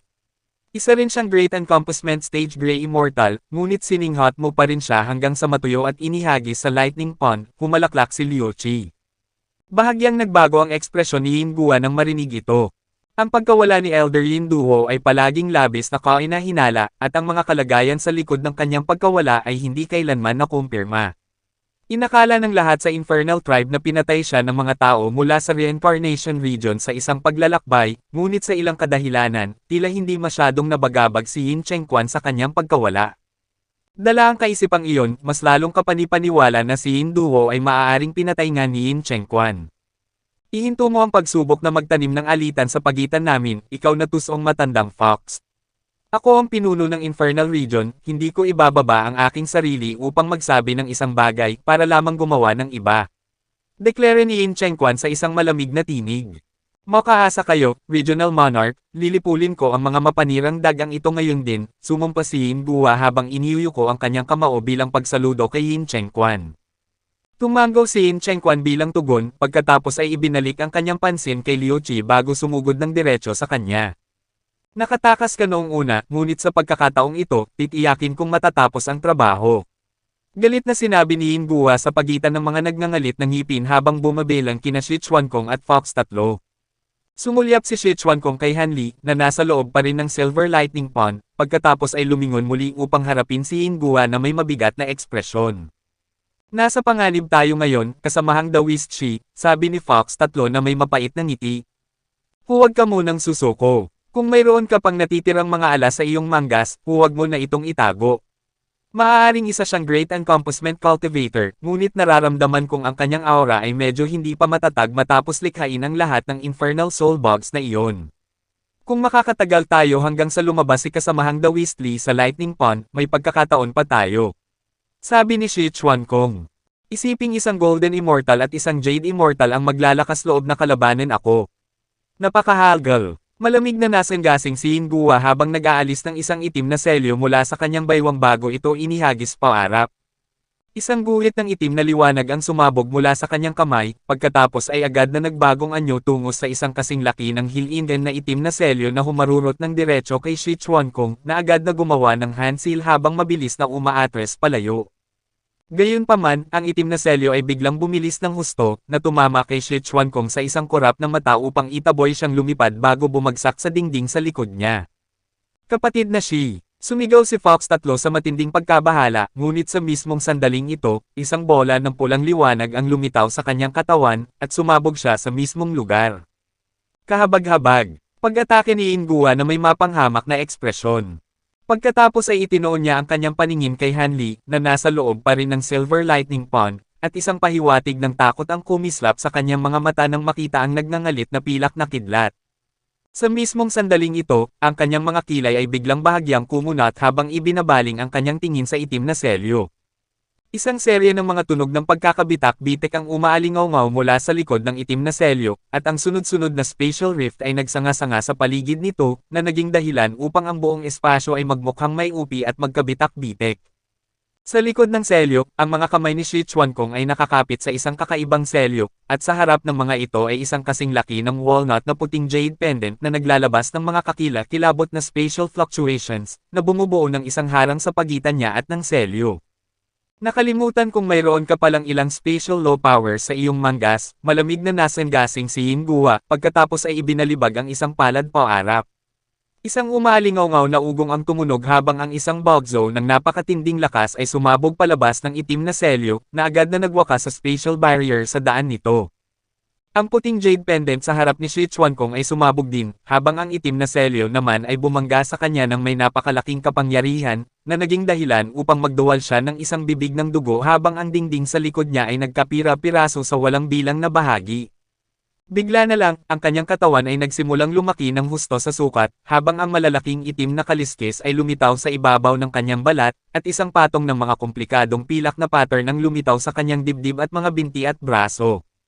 Ang kanyang buhok ay mabilis ding humaba, habang ang kanyang makisig na mga katangian ay naging isang nakakatakot na anyo. Sa isang kurap ng mata, nagbagong anyo siya tungo sa isang higanting demonyong nilalang na may taas na mahigit 1,000 talampakan. Sa parehong oras, 4 pang braso ang sumibol mula sa kanyang likod at sa kanyang mga tadyang, at ang mga ito ay tadtad din ng mga pilak na pattern. Sabay-sabay na ibinalibag ni Shi Chuankong ang lahat ng anim niyang palad paarap, nagpapakawala ng mga alon ng pilak na liwanag na tumama sa itim na selyo, na lumaki na sa sukat ng isang maliit na bundok sa puntong ito. Isang umalingaw-ngaw na ugong ang tumunog, at hindi lamang sa napatigil ang selyo sa mismong landas nito, na itaboy pa ito patalon pabalik kay Yin Gua, na nagtaas ng isang kilay habang casual na ikinakaway ang manggas sa hangin, kung saan ang selyo ay lumipad pabalik sa kanyang manggas bilang isang guhit ng itim na liwanag. Iyan lang ba ang kaya mo? Kung ganoon, maaari ka nang mamatay ngayon, pangungutya ni Yin Gua na may hindi maitagong paghamak, at ibinuka niya ang mga daliri ng kanyang kabilang kamay, kung saan ang isang bola ng maningning na itim na liwanag ay lumitaw mula sa palad ng kanyang kamay. Sa mismong sandaling ito, nakaramdam si Yin Gua ng isang malabong anino na kumislap sa harap ng kanyang mga mata, kung saan ang kanyang laman ay agad na nabalatan pabalik habang ang isang serye ng napakasiglang pulang bulaklak ay sumibol palabas ng kanyang katawan. Ang bulaklak ay may labis na malalaking talulot na kahawig ng mga mapintog na labi, at ang mga ito ay may mga patak ng dugo na kahawig ng hamog sa umaga, na nagpapakita ng isang kakila-kilabot na tanawin. Tumingin pababa si Yin Gua upang matuklasan na ang kanyang katawan ay tila nagsisilbing sustansya para sa mga pulang bulaklak na ito, at ang kanyang dugo at enerhiya ay mabilis na hinahigop palayo. Isang malamig na ngisi ang lumitaw sa kanyang mukha habang nagwika, hindi araw-araw na nakakakita ako ng ganoong kagandang mga bulaklak sa Grey Realm. Kung hindi lang ako nagmamadali, baka nanatili pa ako sa iyong maliit na ilusyon ng mas matagal pa. Nagsasalita siya sa isang napakakaswal at walang baalang paraan, ngunit sa loob niya, labis siyang naguguluhan, nagtatanong kung kailan siya nahulog sa ilusyong ito. Sa sandaling matapos ang kanyang salita, nagpakawala siya ng isang malakas na dagindong na naging dahilan upang ang buong bulwagan ay manginig ng marahas. Isang bugzo ng napakalakas na enerhiya ang sumabog palabas ng kanyang katawan, at ang nakapalibot na ilusyon ay agad na napuksa. Sa mismong sandaling ito, biglang umalangaw-ngaw ang tinig ni Fox 3. Ngayon na, kapatid na Shi. Sa mismong sandali na nawasak ang ilusyon, ang tunog ng musika ng lute ay umalangaw-ngaw, at sinalubong si Yin Gua ng tanawin ni Shi Chuankong na direktang sumusugod sa kanya, habang kinakalabit ang mga kwerdas ng isang pilak na lute gamit ang kanyang mga daliring tadtad ng dugo. Habang ang lute ay tinutugtog ng may higit at higit pang pagmamadali, ang lahat ng mga pattern dito ay nagsimulang magliwanag, kung saan ang isang guhit ng maningning na pilak na liwanag ay lumitaw sa ibabaw ng mga kwerdas ng lute, na kahawig ng isang palaso na nakahandang aipana. Isang pakiramdam ng likas na babala ang umusbong sa puso ni Yin Gua, at sa kanyang pagkagulat, natuklasan niya na ang guhit ng pilak na liwanag ay tila nga kayang magdulot ng panganib sa kanya. Sa sandaling ito, si Shi Chuankong ay nasa kalagitnaan pa rin ng hangin, at halos lahat ng kanyang immortal spiritual power ay nahigop na ng paitot ng Virata Lot. Ang kanyang buong katawan ay nanginginig ng hindi makontrol, ngunit ang kanyang mga kamay ay nanatiling matatag. Sa mismong bingit ng ganap na pagkaubos ng kanyang mga supply ng immortal spiritual power, binitawan niya ang mga kwerdas ng lute, at ang guhit ng pilak na liwanag ay agad na sumabog paarap. Ang guhit ng liwanag ay pinakawalan sa halos napakalapit na distansya, at agad nitong tinamaan si Yin Gua sa dibdib. Isang mahinang lamat ang tumunog habang ang itim na selyo ay lumitaw sa harap ng dibdib ni Yin Gua sa huling segundo upang harangan ang guhit ng pilak na liwanag. Gayunpaman, ang itim na selyo ay agad na nahati sa dalawa, at ang guhit ng pilak na liwanag ay nagpatuloy paarap ng walang humpay. Ang isang kalahati ng itim na selyo ay bumagsak sa lupa, habang ang kabilang kalahati naman ay naglaho na parang bula. Sinasamantala ang isang korap ng mata na nakuha ng selyo para sa kanya, mabilis na lumayo si Yin Gua sa tabi bilang isang arko ng itim na kidlat, na kumikilos ng kasing bilis ni Hanli kapag pinalalakas ng kanyang kakayahang reversal through access. Higit pa rito, ang arko ng itim na kidlat ay hindi pa rin ganap na nakaiwas sa guhit ng pilak na liwanag, at katulad ng kalahating iyon ng itim na selyo, ang bahagi ng arko ng kidlat na tinamaan ay agad na naglaho ng walang bakas. Ang natitirang arko ng itim na kidlat ay humarurot patungo sa isang tabi ng bulwagan, kung saan lumitaw si Yin Gua sa loob nito na may nababahala at galit na hitsura sa kanyang mukha. Lumingon siya upang matuklasan na ang kanyang buong kaliwang braso ay naglaho na kasama ang kanyang kaliwang balikat, at mayroon pa ring mga natitirang spatial law fluctuations na nagtatagal sa kanyang sugat, na pumipigil sa laman doon na muling maghilam. Kabanata 766 ng Asterisk A Record of a Mortal's Journey to Immortality, Immortal Realm. #Kabanata 766, walang pamagat. Kumuha ng isang sandali si Hingguwa upang ihanda ang sarili, pagkatapos ay itinoon ang kanyang paningin sa harap upang makitang nakaluhod sa lupa si Shi Chuankong habang nanginginig ng hindi makontrol. Ang kanyang mga kamay ay tadtad ng dugo, ngunit mahigpit pa rin niyang hinahawakan ang pilak na loot gamit ang lahat ng kanyang lakas. Napakabukod tanging special immortal treasure niya na hawak mo.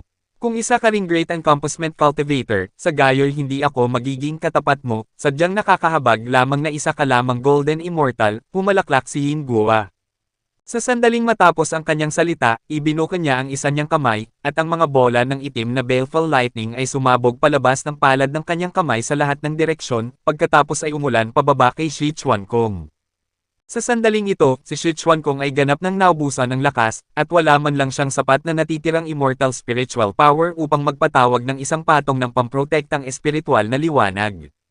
Sa mapanganib na sitwasyong ito, mabilis na sumugod si Fox 3 sa eksena, pumwesto sa harap ni Shi Chuankong habang ang siyam na makakapal at malalakas na puting buntot ng Fox ay lumitaw sa kanyang likuran bago hamampas sa hangin patungo sa mga bola ng itim na baleful lightning. Isang serye ng mga mararahas na pagsabog ang umalingaw-ngaw habang ang itim na kidlat ay sumasabog sa lahat ng direksyon. Nagpakawala si Fox 3 ng isang nasasaktang hiyaw habang ang kidlat ay dumadaloy sa kanyang mga buntot ng Fox, at isang namamanhid na sensasyon ang gumanap sa kanyang buong katawan, na labis na hamarang sa sirkulasyon ng kanyang immortal spiritual power. Bago pa man siya magkaroon ng pagkakataon na iwaksi ang namamanhid na sensasyon, isa pang kulog ang umalingaw-ngaw habang ang isang malawak na serye ng itim na kidlat ay bumaba sa kanya. Sumabog si Hingguwa palabas ng itim na kidlat, pagkatapos ay yumapak pababa sa mga balikat ni Fox 3 gamit ang isang tila bundok na lakas. Dalawang bagzo ng itim na kidlat ang sumabog palabas ng mga talampakan ng kanyang mga paa bago bumaon sa mga balikat ni Fox 3, na agad na nagpabulset sa mga buto sa magkabilang balikat, habang ang kalahati ng kanyang katawan ay lamarang sa lupa dahil sa lakas ng tapak. Malinaw na hinahanap mo ang iyong kamatayan, kaya ipapadala na kita sa iyong patutunguhan muna. Isang malamig na tingin ang kumislap sa mga mata ni Hingguwa habang ibinabaluktot ang mga daliri ng kanyang kanang kamay bilang mga kuko, at ang itim na baleful lightning ay nagsimulang magtipon sa ibabaw ng palad ng kanyang kamay, kung saan umabot siya pababa patungo sa tuktok ng ulo ni Fox 3. Sa sandaling ito, si Fox 3 ay ganap ng hindi makakilos, at nailubog siya sa kailaliman ng kawalan ng pag-asa. Sa mismong sandaling ito, isang umuugong na kulog ang tumunog habang ang isang guhit ng maliwanag na pilak na kidlat ay sumabog palabas ng lightning pond, pagkatapos ay lumipad sa eksena na parang isang pilak na palaso, na naging dahilan upang ang kalapit na espasyo ay may upi at umikot. Agad na ibinaling ni Hingguwa ang kanyang pansin sa guhit ng pilak na kidlat, nagpatawag ng 5 kasing laki ng longgan na itim na lightning bead sa mga dulo ng mga daliri ng kanyang kanang kamay bago pinakawalan ng mga ito upang sumagupa sa guhit ng pilak na kidlat. Isang serye ng mga pagsabog ang umalingaw-ngaw habang ang mga bead ng baleful lightning ay sumasabog ng sunod-sunod, ngunit ang mga arko ng itim na kidlat ay mabilis na naglaho, habang ang pilak na palaso naman ay nagpatuloy sa pagharurot ng diretso sa dibdib ni Hingguwa, na mukhang halos walang pinsala. Napakalaki ng pagbabago sa ekspresyon ni Hingguwa nang makita ito, at nagmamadali siyang umikot upang protektahan ang kanyang mga maseselang bahagi, ngunit ang guhit ng pilak na kidlat ay nagawa pa ring humiwa ng isang malaking sugat sa kanyang kaliwang tagiliran habang samasagi ito sa kanya. Isang umalingaw-ngaw na ugong ang tumunog ng itaboy si Hingguwa na lumipad dahil sa pagsabog ng kidlat, na bumangga ng malakas sa pinakamalapit na dingding. Mula roon, tumingin siya pababa sa malaking sugat sa kanyang kaliwang tagiliran na may hindi makapaniwalang ekspresyon. Walang bilang na arko ng pilak na kidlat ang patuloy na nagtatagal sa sugat, nilalamon ang baleful chi na dahan-dahang umaagos palabas ng kanyang katawan habang patuloy na bumabaon sa kanyang katawan na parang mga mapanalikay na insekto. Inalis ni Hingguwa ang sarili mula sa dingding bago dahan-dahang bumaba sa lupa, at ang dingding sa kanyang likod ay agad na nagkapira-piraso sa walang bilang na bahagi na kumalampag sa lupa. Itinoon niya ang kanyang paningin sa lightning pond, at ang puot sa kanyang mga mata ay dahan-dahang naglaho, na napalitan ng kanyang karaniwang malamig na ekspresyon. Sa sandaling ito, ang mga haligi ng pilak na kidlat ay sumasabog palabas ng lightning pond, at si Hanli ay umaaligid sa itaas ng kidlat, habang papalabas ng pond. Sa sandaling ito, ang malalaking bahagi ng kanyang balat ay nasunog na at naging itim, at ang kanyang mga kasuotan ay gulanit na.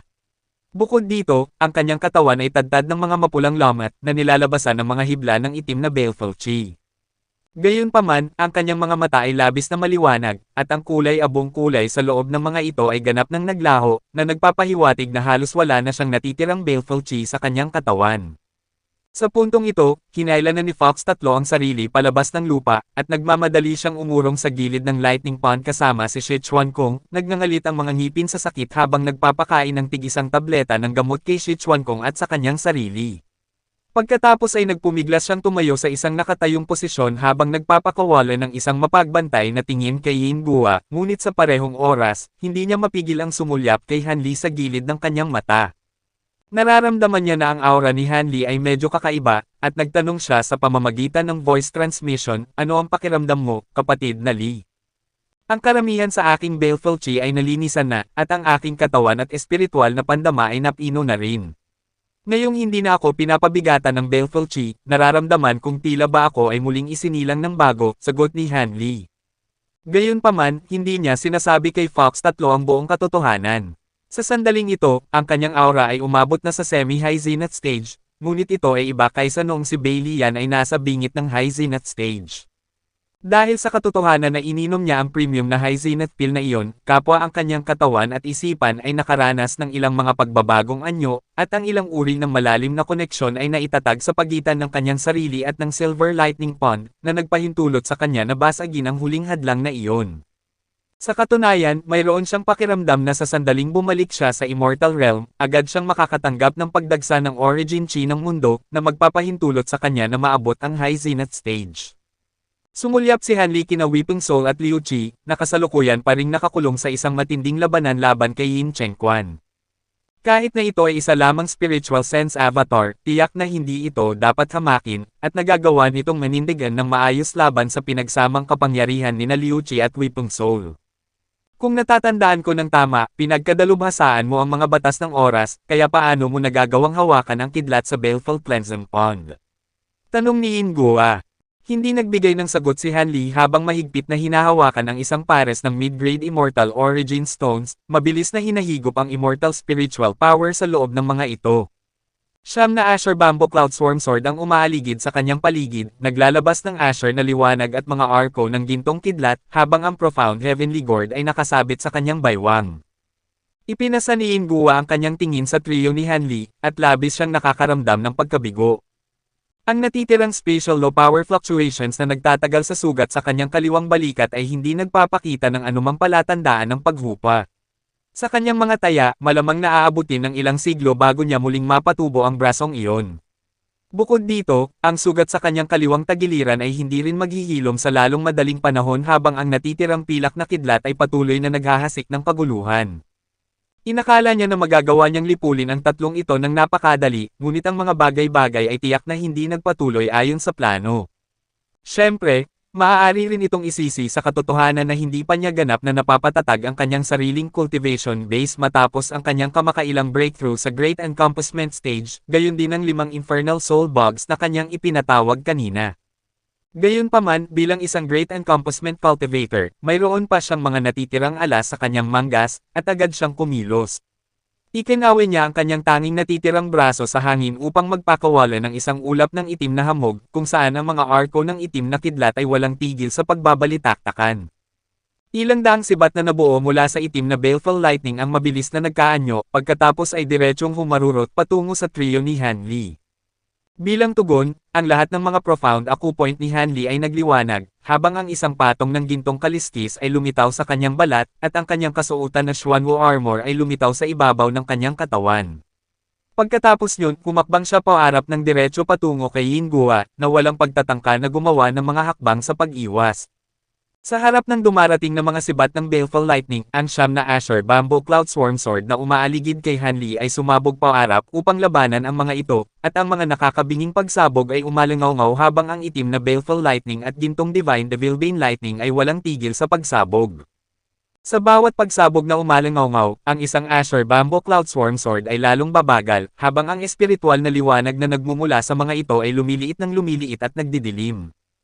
May napakatatag na koneksyon si Han Li sa kanyang mga Asher Bamboo Cloud Swarm Sword, at sa tuwing tinatamaan ang isang espada, ang kanyang immortal spiritual power at mga panloob na organo ay marahas na nanginginig, na naging dahilan upang ang dugo ay pumatak pababa mula sa mga sulok ng kanyang mga labi. Kahit na ganoon, nagpatuloy pa rin siya paarap ng walang humpay. Hindi nagtagal, ang lahat ng siyam na Asher Bamboo Cloud Swarm Sword ay naipabagsak na, at hindi man lang nagkaroon ng pagkakataon si Han Li na bawiin ang mga ito bago pa mas maraming sibat ng Baleful Lightning ang tumama sa kanyang kasuotan na Xuanwo Armor. Ang dugo ay bumubulusok palabas ng bibig ni Han Li habang ang kanyang kasuotan na Xuanwo Armor ay agad na natadtad ng mga lamat, na mukhang maaari itong mabasag sa anumang sandali, ngunit nakalapit na siya ng malaki kay Yin Guo. Sa mismong sandali na ang distansya sa pagitan nila ay lumiit sa mas mababa sa 1,000 talampakan, pinadaloy ni Han Li ang kanyang kakayahang reversal through axis, sumasabog sa mga siwang sa pagitan ng mga itim na sibat upang marating si Yin Guo sa isang kurap ng mata, kung saan nagsimula siyang magpatawag ng kanyang mantra treasured axis.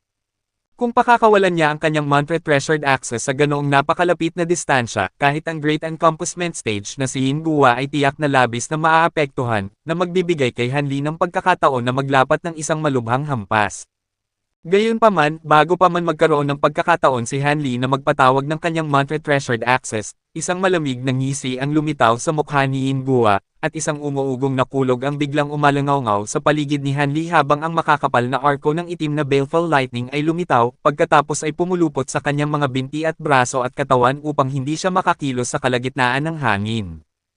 Agad pagkatapos yun, gumawa si Yin Guo ng isang galit na galaw ng pangangalap, at ang isang bola ng itim na kidlat ay agad na humaba upang maging isang itim na sibat sa palad ng kanyang kamay. Hindi na siya nag-aksaya pa ng oras habang ibinabaon niya ang sibat ng baleful lightning ng diretso patungo sa glabella ni Han Li, habang sina Fox 3 at Shi Chuankong ay nakatitig na may nababahalang mga ekspresyon. Kabanata 767 ng Asterisk A Record of a Mortal's Journey to Immortality, Immortal Realm. Kabanata 767 Baleful Domain. Sa mismong sandali na ang sibat ng baleful lightning ni Yin Guo ay malapit nang bumaon sa ulo ni Han Li, ang kalapit na espasyo ay biglang nagsimulang mag-alon, kung saan ang ilang malabong tanikala ay lumitaw ng walang anumang babala bago bumaon sa isipan ni Yin Guo, naganap na hindi nahadlangan ng pamprotektang light barrier sa kanyang paligid. Dahil dito, agad na napatigil si Yin Guo sa mismong lugar, at maging ang kanyang ekspresyon ay ganap na naging matigas. Sa parehong oras, isang patong ng gintong kaliskis ang lumitaw sa mga braso ni Han Li, at mahigpit niyang itinikom ang kanyang mga kamao habang sumusugod paarap gamit ang lahat ng kanyang lakas, pinatitindi ang mga arko ng itim na baleful lightning sa kanyang paligid, ngunit tumanggi ang mga ito na maputol. Bukod dito, patuloy na nagpapadala ang mga ito ng mga bug zone ng namamanhid na lakas sa kanyang katawan, na lalong humahadlang sa kanyang mga pagsisikap.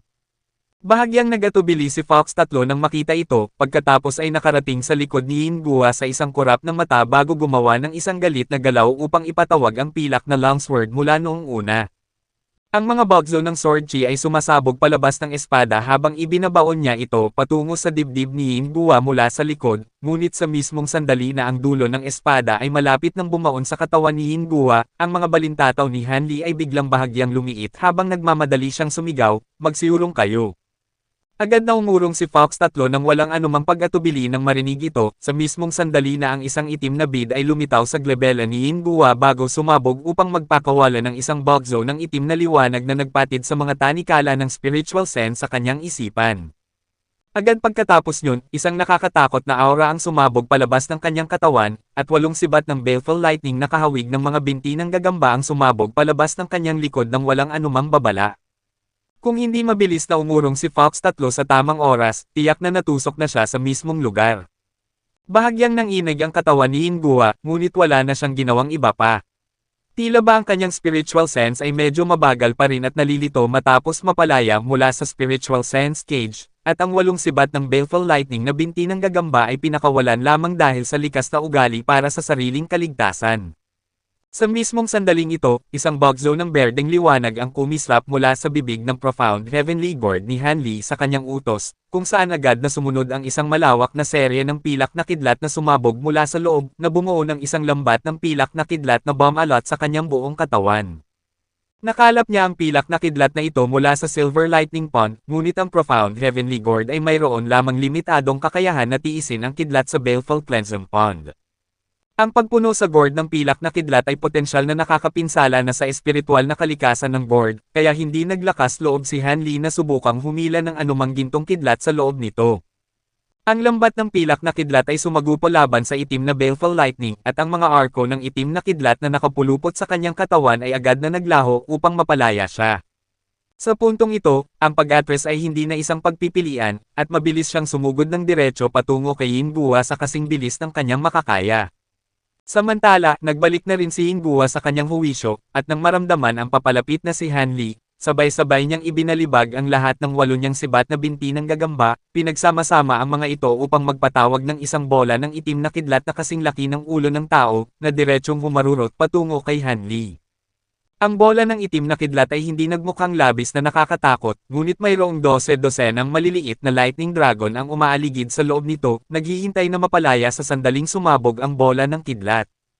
Isang pakiramdam ng masamang babala ang umusbong sa puso ni Hanli sa harap ng bola ng kidlat, ngunit nagpatuloy pa rin siya paarap ng walang humpay, ipinatawag ang Heavenly Fox Bloodform Saber bago ito ibinalibag pababa kay Yin Guo gamit ang 2 kamay.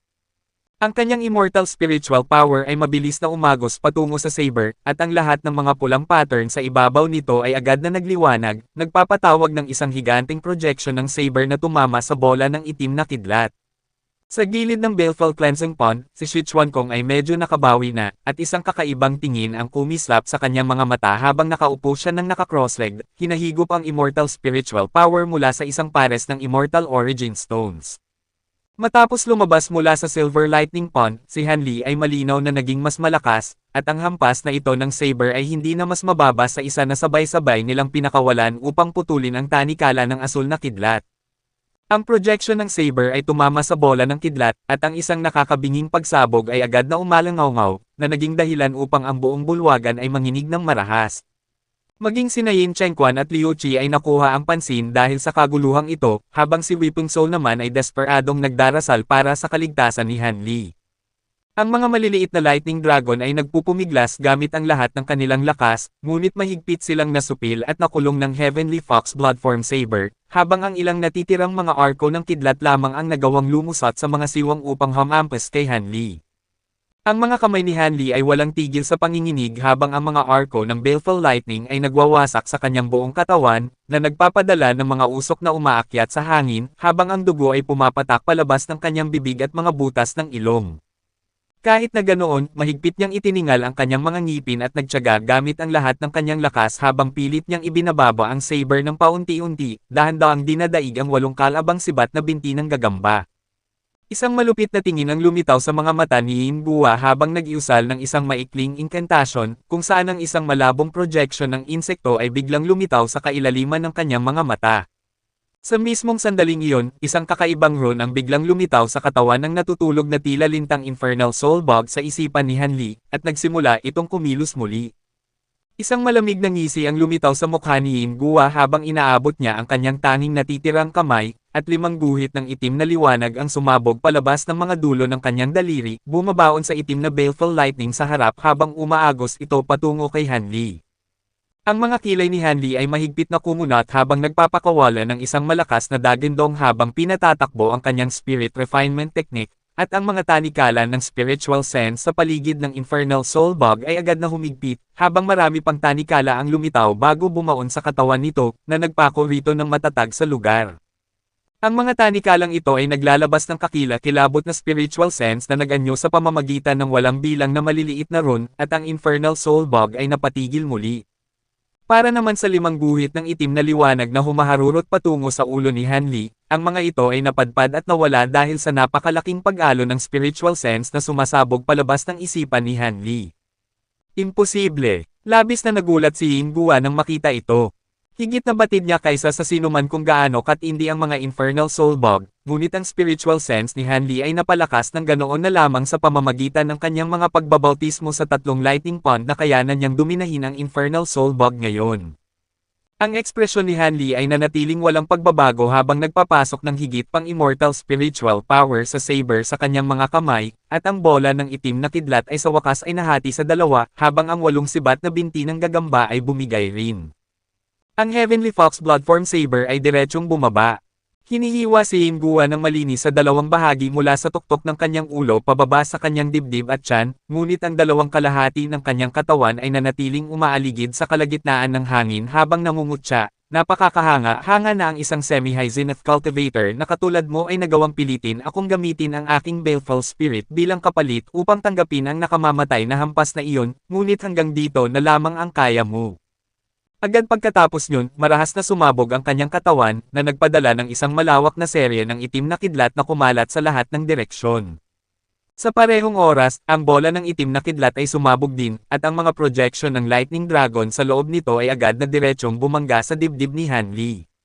Ang kasuotan na Xuanwu armor ay muling lumitaw sa ibabaw ng kanyang katawan, para lamang agad na mabasag sa sandaling tumama ito sa mga projection ng Lightning Dragon, at bago pa man magkaroon ng pagkakataon si Hanli na sumigaw, ang kanyang saber ay nadulas na mula sa kanyang hawak, habang ang kanyang katawan naman ay malubhang nawasak at dahan-daang inanad pababa na parang isang balsa sa isang nagngangalit na dagat.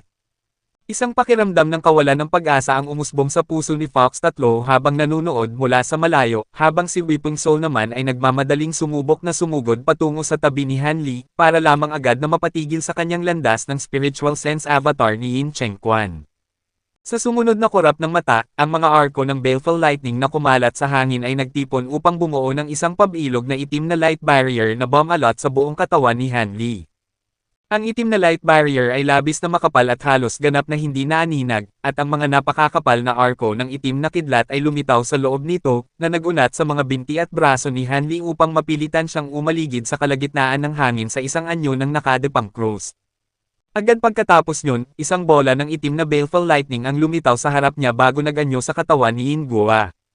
Mayroon kang medyo maraming true spirit bloodline sa iyong katawan, at ang iyong pisikal na pangangatawan ay pambihira rin.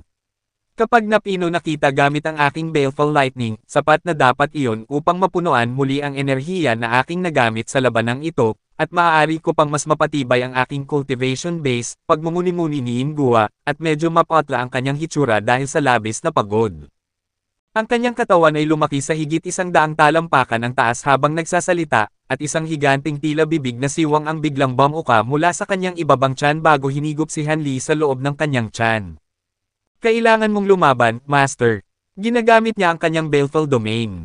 Frantic na sumigaw si Weeping Soul, at sa kanyang sandali ng pagkaantala, naitaboy siyang lumipad dahil sa isang hampas mula kay Yin Chengquan bago bumangga sa dingding, kung saan bumaon siya sa gilid ng bato. Ilang segundo ang lumipas, ang pabilog na itim na light barrier ay naglaho, at si Hingguwa ay lumitaw mula sa loob nito. Dahil wala si Hanli kahit saan na makikita, nagpakawala ng isang panloob na buntong hininga si Sichuan-kong habang ang isang pahiwatig ng kawalan ng pag-asa ang kumislap sa kanyang mga mata. Samantala, gumawa si Hingguwa ng isang senadorias ng pagtawag, at ang lahat ng mga arko ng nakapalibot na baleful lightning ay nagtipon patungo sa palad ng kanyang kamay. Kabanata 768 ng Asterisk A Record of a Mortal's Journey to Immortality, Immortal Realm. Kabanata 768 pagsulpot mula sa likuran. Sumulyap si Hingguwa sa bahagi kung saan naputol ang kanyang braso, pagkatapos ay lumingon kay Sichuan-kong na may malupit na ngisi habang humahalaklak, humihingi ako ng matinding paumanhin sa pagpapahintay sa iyo ng napakatagal. Nagsimula siyang dahan-daang humakbang patungo kay Sichuan-kong na nakatitig naman na may mahigpit na nakakunot na mga kilay. Sa puntong ito, binitawan na ni Sichuan-kong ang mga Immortal Origin Stone sa kanyang mga kamay at gumagawa ng isang kakaibang hand seal. Nararamdaman niya ang isang nagbabagang sakit sa kanyang likod habang ang isang nakasilyong rune ay nagsisimulang lumitaw sa kanyang balat. Ang pag-activate sa rune na ito ay magdudulot ng labis na mabigat na kapalit, kaya ginagamit lamang ito bilang huling dulo ng pag-asa, at ito na talaga ang kanyang pinakahuling alas. Sa mismong sandali na inihahanda na ni Sichuan-kong ang sarili para sa huling paninindigan, biglang nagbago ng husto ang ekspresyon ni Hingguwa habang ang isang umuugong na kulog ay umalangaw mula sa loob ng kanyang ibabang tiyan, kung saan sumunod ang paglitaw ng isang bugzo ng pilak na liwanag na kasing ningning ng araw. Agad pagkatapos yun, walang bilang na arko ng pilak na kidlat ang sumabog paarap, na nagpunit ng isang malaking sugat sa kanyang ibabang tiyan, kung saan ang mga alon ng nakapapasong pilak na apoy ay umagos palabas. Isang matalas na huni ang umalangaw habang ang isang higanting pilak na Fire Raven ay lumipad palabas ng tiyan ni Hingguwa, pagkatapos ay umikot sa kalagitnaan ng hangin bago sumunggab sa kanyang dibdib. Nakatayo sa likod ng Fire Raven ay walang iba kundi si Hanli, bagaman mukhang labis na bogbog at sugatan ang kanyang hitsura. Ang lahat ay ganap na nagulat sa hindi kapani-paniwalang pagbaligtad na ito ng mga pangyayari, habang si Weeping Soul naman ay nagpumiglas palabas ng gilid ng bato, na walang pakialam sa kanyang sariling mga pinsala habang matamang nakatitig kay Hanli na may nababahalang ekspresyon. Lalo pang nagdilim ang ekspresyon ni Yin Chengquan nang makita ito, habang si Liu Qi naman ay nakatitig na may pinaghalong gulat at kagalakan sa kanyang mga mata, kung saan ang una ay mas matindi kaysa sa huli. Isang umalingaw-ngaw na ugong ang tumunog ng bumangga ang pilak na Fire Raven sa dibdib ni Yin Guo, na agad na nagliyab sa kanyang buong katawan gamit ang mga pilak na apoy. Ano ba ang panyorong bagay na ito? Sigaw ni Yin Guo sa isang nasisindek na tinig, at ang baleful lightning ay walang tigil sa pagbuhos sa kanyang katawan, ngunit hindi niya magawang makawala sa mga pilak na apoy. Katulad ng pilak na kidlat mula sa baleful cleansing pond, ang mga pilak na apoy na ito ay labis na mabisa laban sa kanya. Hindi niya alam na matapos lamunin ang tatlong bola ng Rainbow Fire Pilsan, ang kapangyarihan ng mga apoy ng Essence Fire Raven ay umabot na sa High Zenith Stage. Kung hindi lamang ito sa pilitang Jin Aiseng ni Hanli ng maaga, ang kapangyarihan ng mga apoy nito ay makakarating sana sa huling bahagi ng High Zenith Stage. Bukod dito, ang Essence Fire Raven ay isang likas na lason sa Baleful Qi, at sumabog ito mula sa loob ng katawan ni Yin Guo, kaya natural lamang na ito ay partikular na mabagsik. Sina Sichuan-kong at Fox tatlong ay natural na labis na nagalak nang makita ito, habang ang ekspresyon ni Yin Chengquan ay lalo pang nagdilim, at si Liu Qi naman ay nagmamasid kay Hanli na may mapagnilay-nilay na tingin sa kanyang mga mata. Sa kabila ng mga desperadong pagpupumiglas ni Yin Guo, tumanggi ang mga pilak na apoy na mapondi. Sa mismong sandaling ito, isang guhit ng itim na liwanag ang biglang sumabog palabas ng apoy, at isang maliit na itim na figure ang lumitaw sa loob nito, pagkatapos ay naglaho na parang bula sa gitna ng isang kurap ng kidlat bago pa man makapanghimasok sina Hanli at ang iba pa. Samantala, ang katawan ni Yin Guo ay bumagsak sa lupa, na tuluyan ng naging isang sunog na bangkay. Tumalon si Hanli pababa mula sa likod ng Essence Fire Raven, pagkatapos ay gumawa ng isang Senadorias ng pagtawag upang bawiin ang mga nagkalat na Asher Bamboo Cloud Swarm Sword sa lupa, ngunit tila medyo nag-aatubili ang mga ito na bumalik sa kanya. Bahagyang kumunat ang kanyang mga kilay nang makita ito, at matapos lamang maglagay ng higit na focus sa kanyang espiritual na koneksyon sa mga espada ay bahagya niya itong nagawang hilahin pabalik sa loob ng kanyang katawan. Pagkatapos yun, kinuha rin niya ang Heavenly Fox Bloodform Saber sa kanyang hawak bago lumipad patungo sa katawan ni Yin Guo.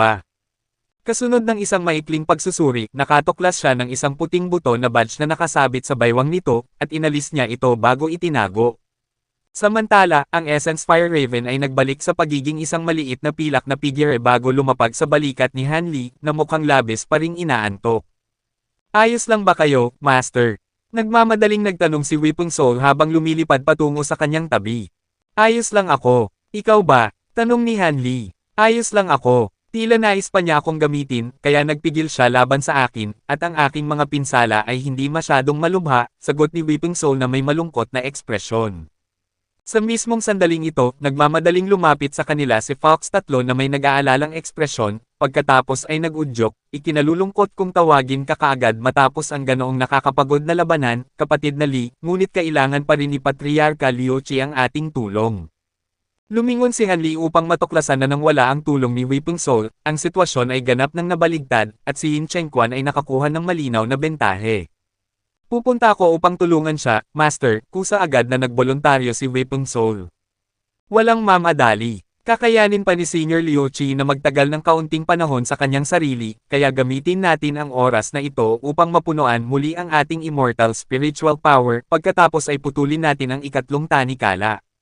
Kung magagawa natin iyan, ang mga kapangyarihan ni Senior Liu Qi ay labis na lalakas, at magagawa niyang talunin si Yin Chengquan kahit wala ang ating tulong, sagot ni Hanli.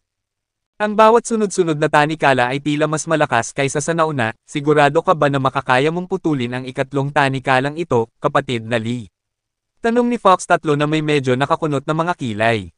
Makaasa ka, mayroon akong 70% kumpiyansa na magagawa kong putulin ang pilak na tanikala, ngunit bago iyan, kailangan kong bawiin ang immortal spiritual power sa kasing dami ng aking makakaya, sagot ni Hanli. Dahil doon, mabilis na naupo ang lahat ng naka-crosslegged at nagsimulang mag-focus sa pahinga at pagbawi ng lakas. Kuwait, sa lugar ng pagpupulong. Ang kapaligiran ay nananatiling kasing igting pa rin ng dati, at ang mga bagay-bagay ay nagsisimula ng maging medyo ilang.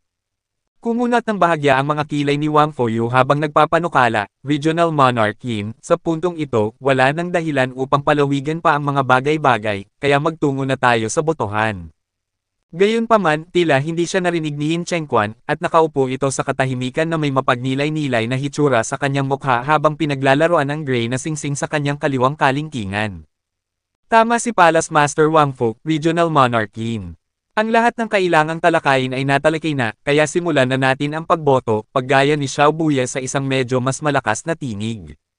Doon lamang biglang nagbalik sa kanyang huwisyo si Yin Chengquan, at isang medyo matigas na ngiti ang lumitaw sa kanyang mukha habang sinasabi, ayon sa schedule ng komperensya, hindi pa oras upang bumoto, kaya maghintay muna tayo ng kaunti pa. Sa sandaling matapos ang kanyang salita, ang kanyang kanang kamay ay biglang mabilis na bumalik sa loob ng kanyang manggas na tila ba siya ay natulig, at isang hindi makapaniwalang tingin ang kumislap sa kanyang mga mata habang tumitingin pababa sa singsing sa kanyang kaliwang kamay, kung saan ang pilak na marka ay biglang nagsimulang kumurap ng bahagya. Nagawa niyang itago ng maayos ang seryeng ito ng mga pagkilos, ngunit hindi ito nakaligtas sa pansin ni Wang Fuyu. Sa puntong ito, si Wang Fuyu ay nagsisimula ng makaramdam ng kaunting pagkalito. Pumunta siya sa komperensyang ito na nakakaramdam ng labis na pangamba, iniisip na ang Infernal Tribe ay may masamang binabalak, ngunit sa puntong ito, si Yin Chengquan ang kasalukuyang mukhang pinakahindi mapalagay sa tatlong nangungunang figure sa komperensya, at tila ba ang Infernal Tribe ay tunay na humaharap sa napakaraming kaguluhan. Tatalo na sana si Yin Chengquan upang tumayo nang ang kanyang ekspresyon ay muling magbago, at sa pagkakataong ito, labis siyang nagulat na nakalimutan na niya maging ang itago ang kanyang sariling pagkagulat. Ano ang problema, Regional Monarch Yin? Mayroon bang pagbabago sa sitwasyon doon sa Soul Cleansing Area? Kung kailangan mo ng tulong, natitiyak ko na ang lahat ng mga Regional Monarch na narito ay handang mag-abot ng kamay sa iyo, sabi ni Wang Fuyu na may isang ngiti. Hindi na iyan kinakailangan. Ito ay isang panloob na usapin ng aming Infernal Tribe, kaya hindi ko na kayo aabalahin pa. Iniisip ko lamang ang panukala na kasasabi mo lang, sagot ni Yin Chengquan habang ang kanyang ekspresyon ay nagbabalik sa normal. Itinaas ni Wang Fuyu ang isang kilay nang makita ito, pagkatapos ay biglang nagtanong sa pamamagitan ng voice transmission, Worm 3, may natuklasan ba na karagdagang impormasyon ang ating mga especially iya sa Osiris City? Mayroon pang ilang mga karagdagang balita, ngunit hindi pa rin natin alam kung ano talaga ang eksaktong nangyayari. Ang tanging sinabi sa akin ay mayroong isang malaking krisis sa Soul Cleansing Area, at ang kalapit na Tarmin Area, 100 Treasure Area, at Bitter Lake Area ay isinailalim lahat sa lockdown. Ang Great Encompassment Cultivator na nakatalaga sa Bitter Lake Area na si Yin Lin ay naglakbay na rin patungo sa Soul Cleansing Area, ngunit tila ba ang sitwasyon doon ay patuloy lamang sa paglala, sagot ni Worm 3. Kung ibabay sa reaksyon ni Yin Chengquan, ang mga bagay-bagay ay tiyak na nakaranas nga ng isang matinding pagbago patungo sa mas masama, pagmumuni-muni ni Wang Fuyu na may isang mahinang ngiti. Isinasaalang-alang mo ba ang pagsunod sa panukala ni Palace Master Wang Fu na simulan ng botohan ngayon? Tanong ni Xiao Buya habang nagtataas ng isang kilay.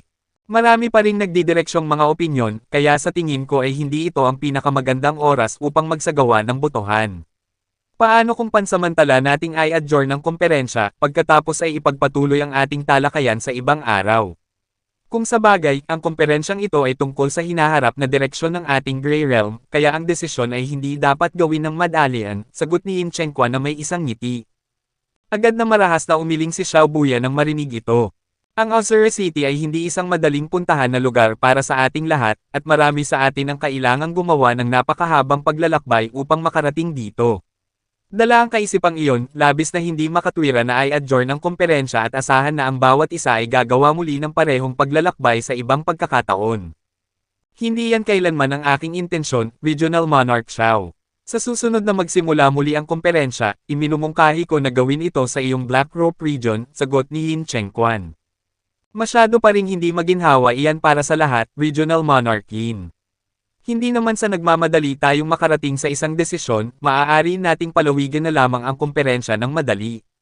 Hanggat maaari tayong makarating sa isang desisyon na magbibigay kasiyahan sa karamihan, natitiyak ko na ang lahat ay handang maghintay ng ilang araw pa, sabi ni Wang Fuyu, at bigla na lang, tila ba hindi na siya nagmamadali.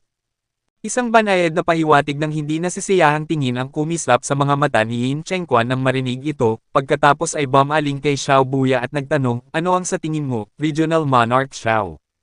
Ang mga matitinding pagbago sa mga ugali ni Yin Chengquan at Wang Fouyu ay nagbigay ng pahiwatig kay Xiao Buya sa kasalukuyang sitwasyon, at nagpanggap siyang isaalang-alang ang tanong sa isang sandali, pagkatapos ay nagbigay ng isang tugon na inihanda na niya sa kanyang isipan. Ang parehong panukala ay may kani-kanilang katangian, ngunit ang ating Grey Realm ay matagal nang nagkakapire-piraso, at ang kawalan ng kasunduan kung anong landas ng pagkilos ang dapat gawin laban sa Immortal Realm ay matagal nang pinagmumulan ng kawalan ng kapayapaan at alitan. Ang aking inaalala ay kung patuloy nating ipagpapaliban ang mga bagay-bagay, ang ating Grey Realm ay patuloy lamang na magiging mas bahagi at nahahati, hanggang sa puntong ang mga bagay-bagay ay maaari nang maging hindi matatag. Kaya naman, sa tingin ko ay dapat tayong gumawa ng desisyon ngayon din at huwag nang ipagpaliban ang desisyon sa ibang araw. Kabanata 769 ng Asterisk A Record of a Mortal's Journey to Immortality, Immortal Realm. Kabanata 769 Pagpapaliban sa debate. Regional Monarch Xiao, ipinagpapasalamat ko ngunit hindi kayang suportahan ng aming Infernal Region ang paninindigan ng Reincarnation Region. Walang problema ang aming Infernal Region sa paglaban sa mga pagsalakay ng Immortal Realm, ngunit ang pagtatayo ng isang daanan sa pagitan ng ating dalawang alam upang salakayin ang Immortal Realm ay masyadong labis na hakbang. Isantibi muna natin kung gaano kagastos ang panatilihin ang ganoong daanan sa mahabang panahon, kung ang pagbuhos ng spiritual chi mula sa Immortal Realm ay magsimula, iyon ay magiging isang malaking kalamidad para sa ating buong alam. Sabi ni Yin Chengquan. Maaari kayong makampante sa usaping iyan, Regional Monarch Yin. Ang aming Reincarnation Region ay mayroon ng kumpletong plano na inihanda patungkol sa isang Interrealm Passageway, at kung makakarating tayong lahat sa isang kasunduan, malugod na ilalantad ng aming Reincarnation Region ang planong ito para makita ng lahat, sagot ni Wang Fouyu. Kung mayroon na kayong inihandang plano, bakit hindi ninyo ilantad ngayon? Kapag nakita na namin ito ni Regional Monarch Xiao, mapapawi ang aming mga pag-aalinlangan, at magiging mas bukas at madaling tumanggap ang aming mga rehiyon sa paninindigan ng inyong Reincarnation Region sa bagay na ito, nang uuyam na mungkahi ni Yin Chengquan. Ito ay isang mahigpit na binabantayang lihim ng aming Reincarnation Region, at walang masyadong tao ang nakakaalam nito maging sa aming sariling rehiyon. Kaya naman, bago pa magkasundo ang ating tatlong rehiyon, hindi ako maglalabas ng anumang impormasyon, matigas na sagot ni Wang Fouyu. Kung magpapatuloy kayo sa pagtatalo ng ganyan, ang debate ay maaaring tumagal ng ilang siglo nang hindi nakakarating sa isang tiyak na kinalabasan. Sa tingin ko, ang ating pangunahing prioridad ay dapat na ayusin ang pagkakahati-hati na kasalukuyang narito sa ating Grey Realm. Para naman sa ating paninindigan laban sa Immortal Realm, iyan ay isang paksa na sa tingin ko ay maaaring isantabi muna upang talakayin sa ibang pagkakataon, panukala ni Xiao Buya na may isang ngiti. Sa tingin ko ay maganda ang mungkahi na iyan, Regional Monarch Xiao, sagot ni Yin Chengquan nang walang anumang pag-atubili. Ano ang sa tingin mo, Palace Master Wang Fu? Sa tingin ko, sa paggawa nito, iniiwasan lamang natin ang tunay na paksa ng alitan, at ang kahihinatnan ay magiging nagkakaisa ang ating tatlong rehiyon sa ibabaw, ngunit sa katotohanan, tinakpan lamang natin ang mga lamat sa halip na talagang punan ang mga ito, kontra ni Wang Fouyu na may medyo nakakunot na mga kilay. Noong mga nakaraang panahon, maraming salungatan ang naganap sa pagitan ng mga rehiyon, at kahit na wala sa mga ito ang nagbunga ng malubhang pinsala, isa pa rin itong anyo ng panloob na paglalaban na dapat nang alisin. Kung magkakasundo ang ating tatlong rehiyon na magkaisa bilang isa, walang sino man ang magtatangkang sumalakay sa iba dahil sa takot sa ganti mula sa dalawa pang rehiyon, sabi ni Xiao Buya na may isang ngiti. Maaaring totoo iyan, ngunit kahit na isang alyansa ang bubuoan, may kailangang mamuno sa alyansa. Natitiyak ko na hindi sasang-ayon si kasamang The West Wang Fu na hayaan akong magsilbi bilang pinuno ng alyansa, at sa katulad na paraan, hindi rin ako papayag na ang papel na ito ay mapunta sa mga kamay ng Incarnation Region. Dahil dyan, sa tingin ko ay pinakamainam na si Regional Monarch Xiao muna ang magsilbi bilang pinuno ng alyansa sa ngayon. Kung iyan man ay mababago sa hinaharap, depende iyon sa kinalabasan ng susunod na komperensya, sabi ni Yin Chengquan. Nagpakawala ng isang panloob na buntong hininga si Wang Fouyu nang makita ito. Sa huli, si Xiao Buya ang pangunahing nakinabang sa salungatang ito. Kahit na ganoon, sa pinakamababa, isang medyo matatag na kapaligiran ang nabuo. Nang walang anumang madayang laro mula sa Infernal Region, mas makakapag-focus ang Reincarnation Region sa mga plano nito. Bukod dito, kung ibabase sa reaksyon ng mga monarko na narito, tila maraming rehiyon ang sumusuporta sa paninindigan ng Reincarnation Region.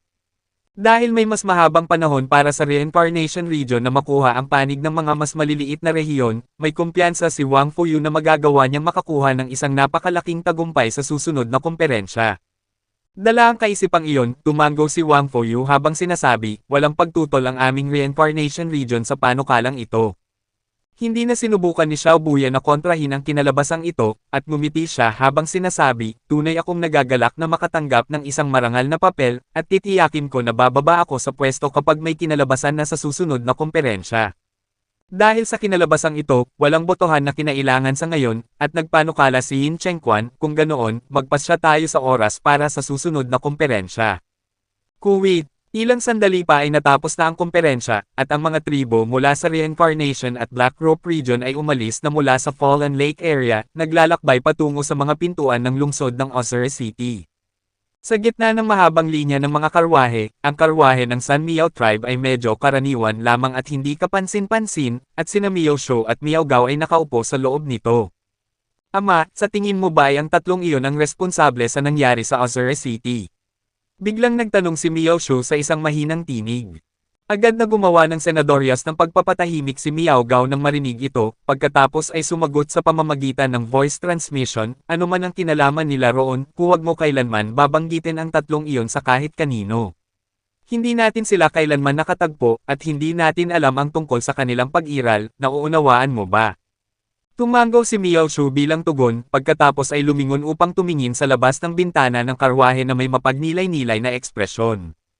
Samantala, si Worm 3 ay nakatayo sa likod ng rehas ng isang higanteng octagonal na karwahe, at nakatingin siya sa soul cleansing area na may isang kakaibang ekspresyon sa kanyang mukha. Sa mismong sandaling ito, lumabas si Wang Fuyu mula sa karwahe, pagkatapos ay nagtanong, ano ang problema, Jiu Shen?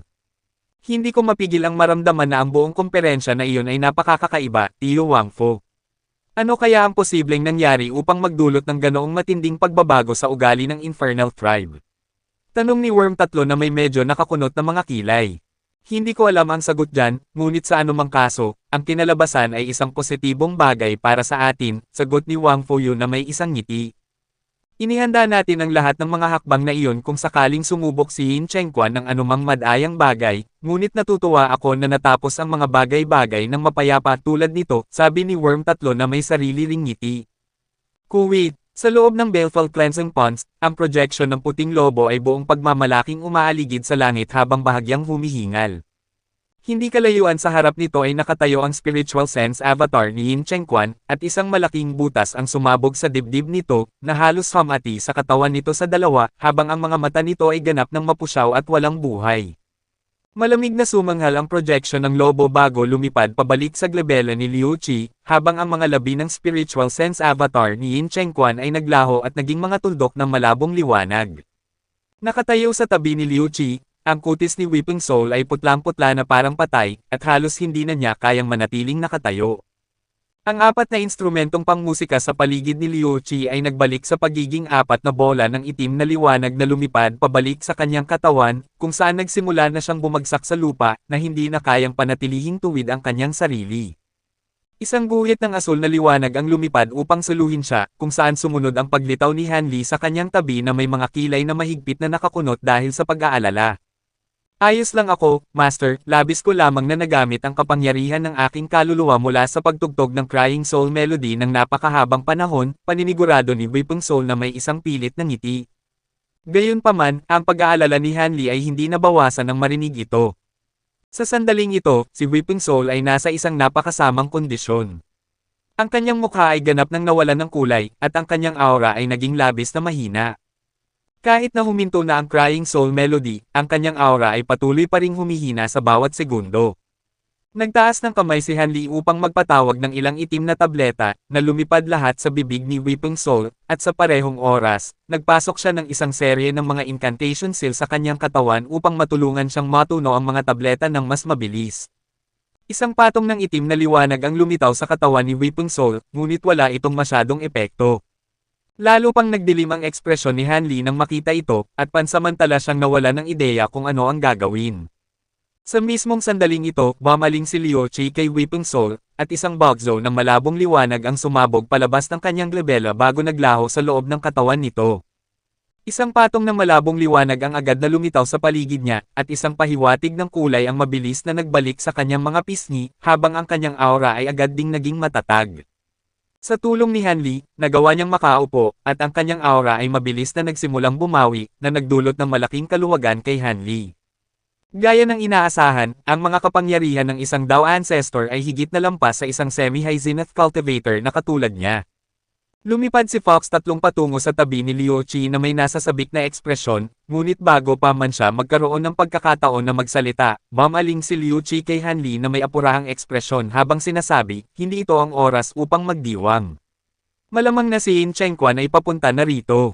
Ngayong nalampasan mo na ang iyong Baleful Decay at nakamit ang isang Jade Immortal Physique, ang kidlat sa mga Baleful Cleansing Pond na ito ay hindi na magiging isang malaking banta sa iyo. Pumasok ka agad sa huling gintong lightning pond upang mahigop mo ang aura nito, pagkatapos ay putulin mo ang huling lightning entrapment chain. Bumaling si Hanli sa gintong lightning pond nang marinig ito, at natuklasan niya na puno ito ng mga napakanipis na arko ng gintong kidlat na mas mainam na ilarawan bilang mga hibla. Ang mga hibla ng gintong kidlat na ito ay labis na nagniningning, at paminsan-minsan ay nagtitipon ang mga ito upang mag-anyo sa iba't ibang uri ng mga hugis, tulad ng mga bola, singsing, o mga bundok na nagpapakita ng isang malalim na tanawin na kahangahangang pagmasdan. Bukod dito, ang bawat solong hibla ng kidlat ay naglalabas ng matitinding pag-alon ng lakas ng batas ng kidlat na nagiging dahilan upang ang kalapit na espasyo ay manginig ng walang humpay. Bahagyang kumunat ang mga kilay ni Hanli nang makita ito. Ang gintong lightning pond ay malinaw na mas malakas kaysa sa pilak na lightning pond, at kahit na nasa bingit na siya ng high zenith stage, hindi pa rin siya sigurado sa kanyang kakayahan na tiisin ang ganoong katinding pagsubok. Gayunpaman, gaya ng sinabi ni Liuchi, tiyak na magre-react si Yin Chengquan sa pagkawasak ng kanyang spiritual sense avatar, at walang makakapagsabi kung kailan darating ang kaaway, kaya kailangan nilang mapalaya si Liuchi sa lalong madaling panahon. Isang nag-aalalang tingin ang lumitaw sa mukha ni Shi Chuankong habang sinasabi, kasamang The Wistly, ang kidlat sa gintong lightning pond ay labis na mabagsik. Sigurado ka ba?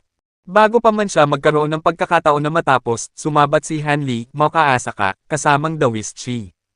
Ipaubaya ko na sa inyo ang kasunod, Senior Liuchi. Matapos yun, tumalon siya sa loob ng gintong lightning pond nang walang anumang pag-atubili. Kabanata 770 ng Asterisk A Record of a Mortal's Journey to Immortality, Immortal Realm. Kabanata 770, Evolusyon. Sa sandaling pumasok si Hanli sa gintong lightning pond, ang lahat ng kidlat sa loob ay agad na nagsimulang mag-alboroto ng marahas sa gitna ng mga umuugong na kulog, at walang bilang na bola ng gintong kidlat ang nabuo bago nagtipon patungo sa kanya mula sa lahat ng direksyon sa isang nagngangalit na pagsugod. Natural na hindi na lamang basta hihintayin ni Hanli ang kanyang kapalaran. Sa mismong sandali na pumasok siya sa lightning pond, ang kanyang katawan ay agad na lumaki ng labis, habang ang isang patong ng gintong kaliskis ay lumitaw sa kanyang balat. Agad pagkatapos nyon, ang kanyang buong katawan ay binalot ng gintong kidlat na nagpuno sa buong bulwagan ng nakasisilaw na gintong kaliwanagan. Bahagyang dumanas ng pananalit ang mga mata ni Liuchi nang makita ito, at nag-usol siya ng isang mabilis na incantation, pagkatapos ay hinawakan ang gintong tanikala gamit ang isa sa kanyang mga buntot bago ito hinayla ng malakas. Ang liwanag na nagmumula sa gintong tanikala ay agad na nagliwanag ng husto habang ang mga arko ng kidlat ay lumitaw sa ibabaw nito, na humihila sa kalakhang bahagi ng kidlat mula sa pond upang maibsan ang pressure kay Hanli. Sa parehong oras, ibinuka niya ang kanyang bibig upang magpakawala ng isang bola ng puting liwanag, na agad na sumabog at naging 12-dosenang guhit ng puting liwanag na sumabog sa lahat ng direksyon bago naglaho sa lahat ng bahagi ng bulwagan. Ang mga pattern sa higanting array sa lupa ay mabilis na naging puti, at ang batong pinto sa pasukan ay sumara ng may umaalingaw-ngaw na ugong. Sa isang kurap ng mata, ang lahat ng array pattern sa bawat sulok ng buong bulwagan ay nagliwanag. At bigla na lang, tila ba ang bulwagan ay ganap ng naibukod mula sa labas ng mundo, na bumuo ng isang hiwalay na espasyo. Ito ay isang Zumi domain. Bulalas ni Shi Chuankong.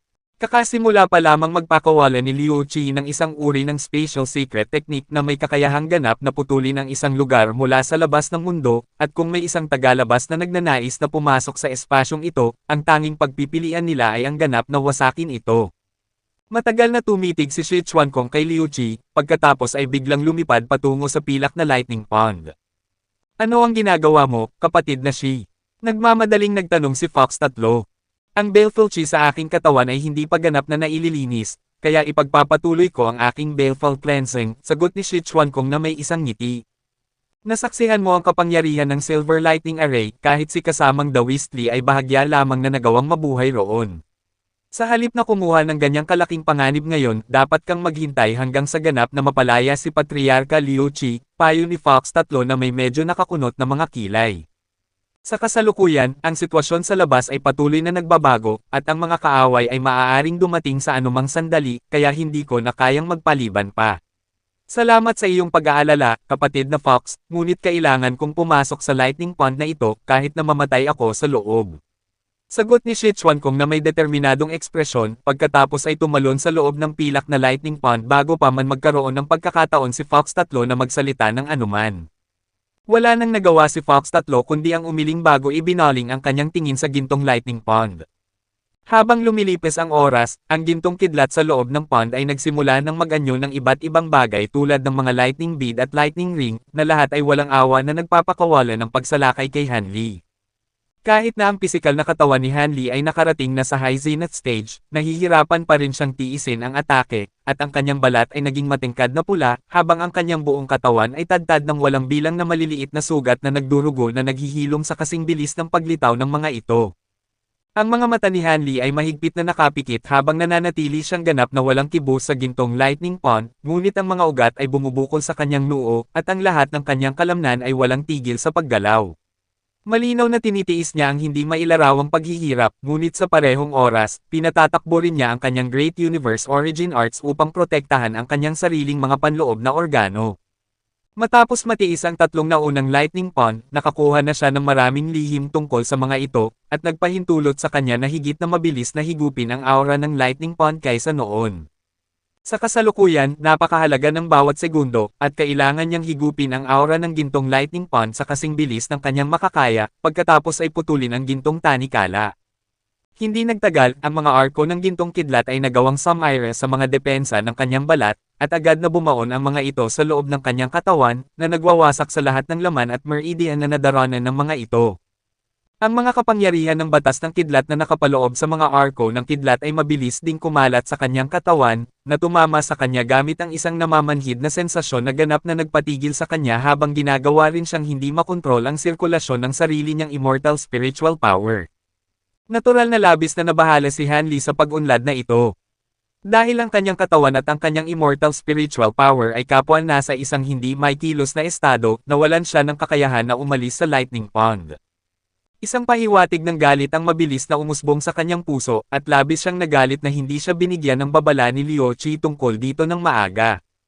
Dahil matagal na itong nakakulong dito, natitiyak ni Han Li na alam ni Liu Qi na mangyayari ito.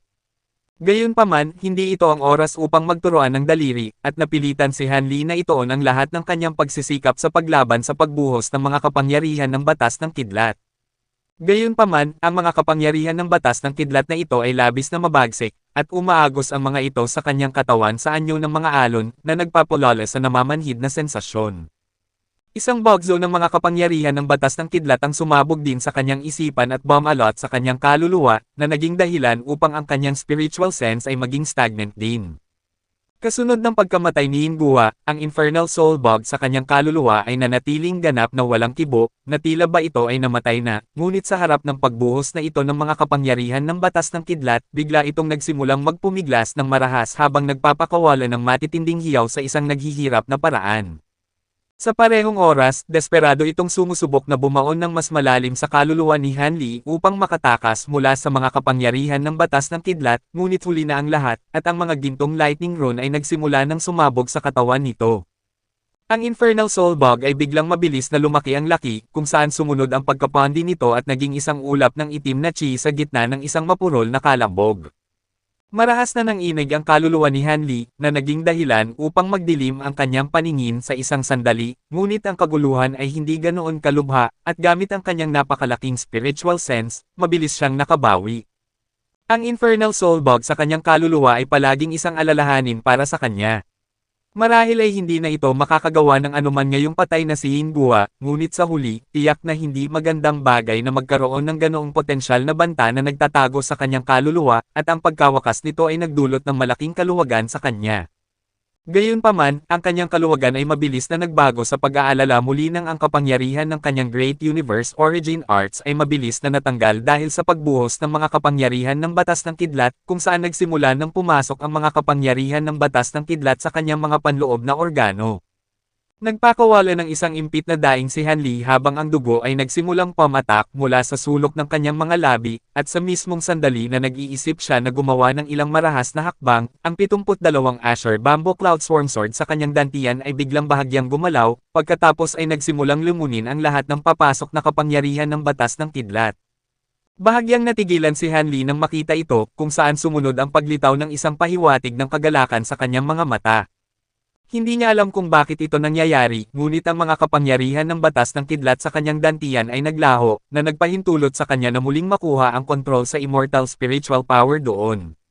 Magsisimula na sana niyang patakbuhin ang kanyang immortal spiritual power upang subukan at harangan ang nakapalibot na kidlat ng ang 72 Asher Bamboo Cloud Swarm Sword ay biglang sabay-sabay na lumipad palabas ng kanyang dantian, pagkatapos ay nagsimulang umikot sa hangin sa kanyang paligid.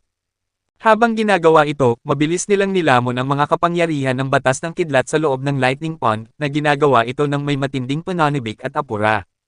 Walang bilang na maliliit na gintong lightning rod ang nagsimulang lumitaw sa paligid ng mga espada, at naglalabas ang mga ito ng mga pag-alo ng kapangyarihan ng batas ng kidlat na naging dahilan upang ang kalapit na espasyo ay humuni at manginig ng walang humpay.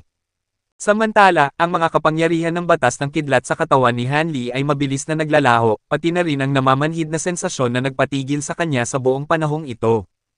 Ang kagalakan sa kanyang mukha ay naging lalong mas malinaw nang makita ito, at ito ay nahaluan ng isang pahiwatig ng kasabikan. Ang mga Asher Bamboo Cloud Swarm Sword ay ang kanyang bonded treasure, kaya mayroon siyang labis na malapit na espiritual na koneksyon sa mga ito, at sa sandaling ito, nararamdaman niya na ang mga espada ay sumasailalim sa isang proseso ng ebolusyon mula sa paglamon sa mga kapangyarihan ng batas ng kidlat sa lightning pond na ito. Matapos lamunin ang napakaraming sword essence sa Infernal Frost Immortal Manor, ang serye ng mga espada ay napuno ng napakalaking espiritual na kapangyarihan, at ang bawat isa sa kanila ay maihahambing sa kapangyarihan ng karamihan sa mga immortal treasure. Gayunpaman, wala silang taglay na mga kapangyarihan ng batas, kaya nagmumukha silang medyo mababa sa harap ng ilang graded immortal treasure, ngunit tila ba sa wakas ay malapit na silang gumawa ng hakbang upang maging mga graded immortal treasure na rin.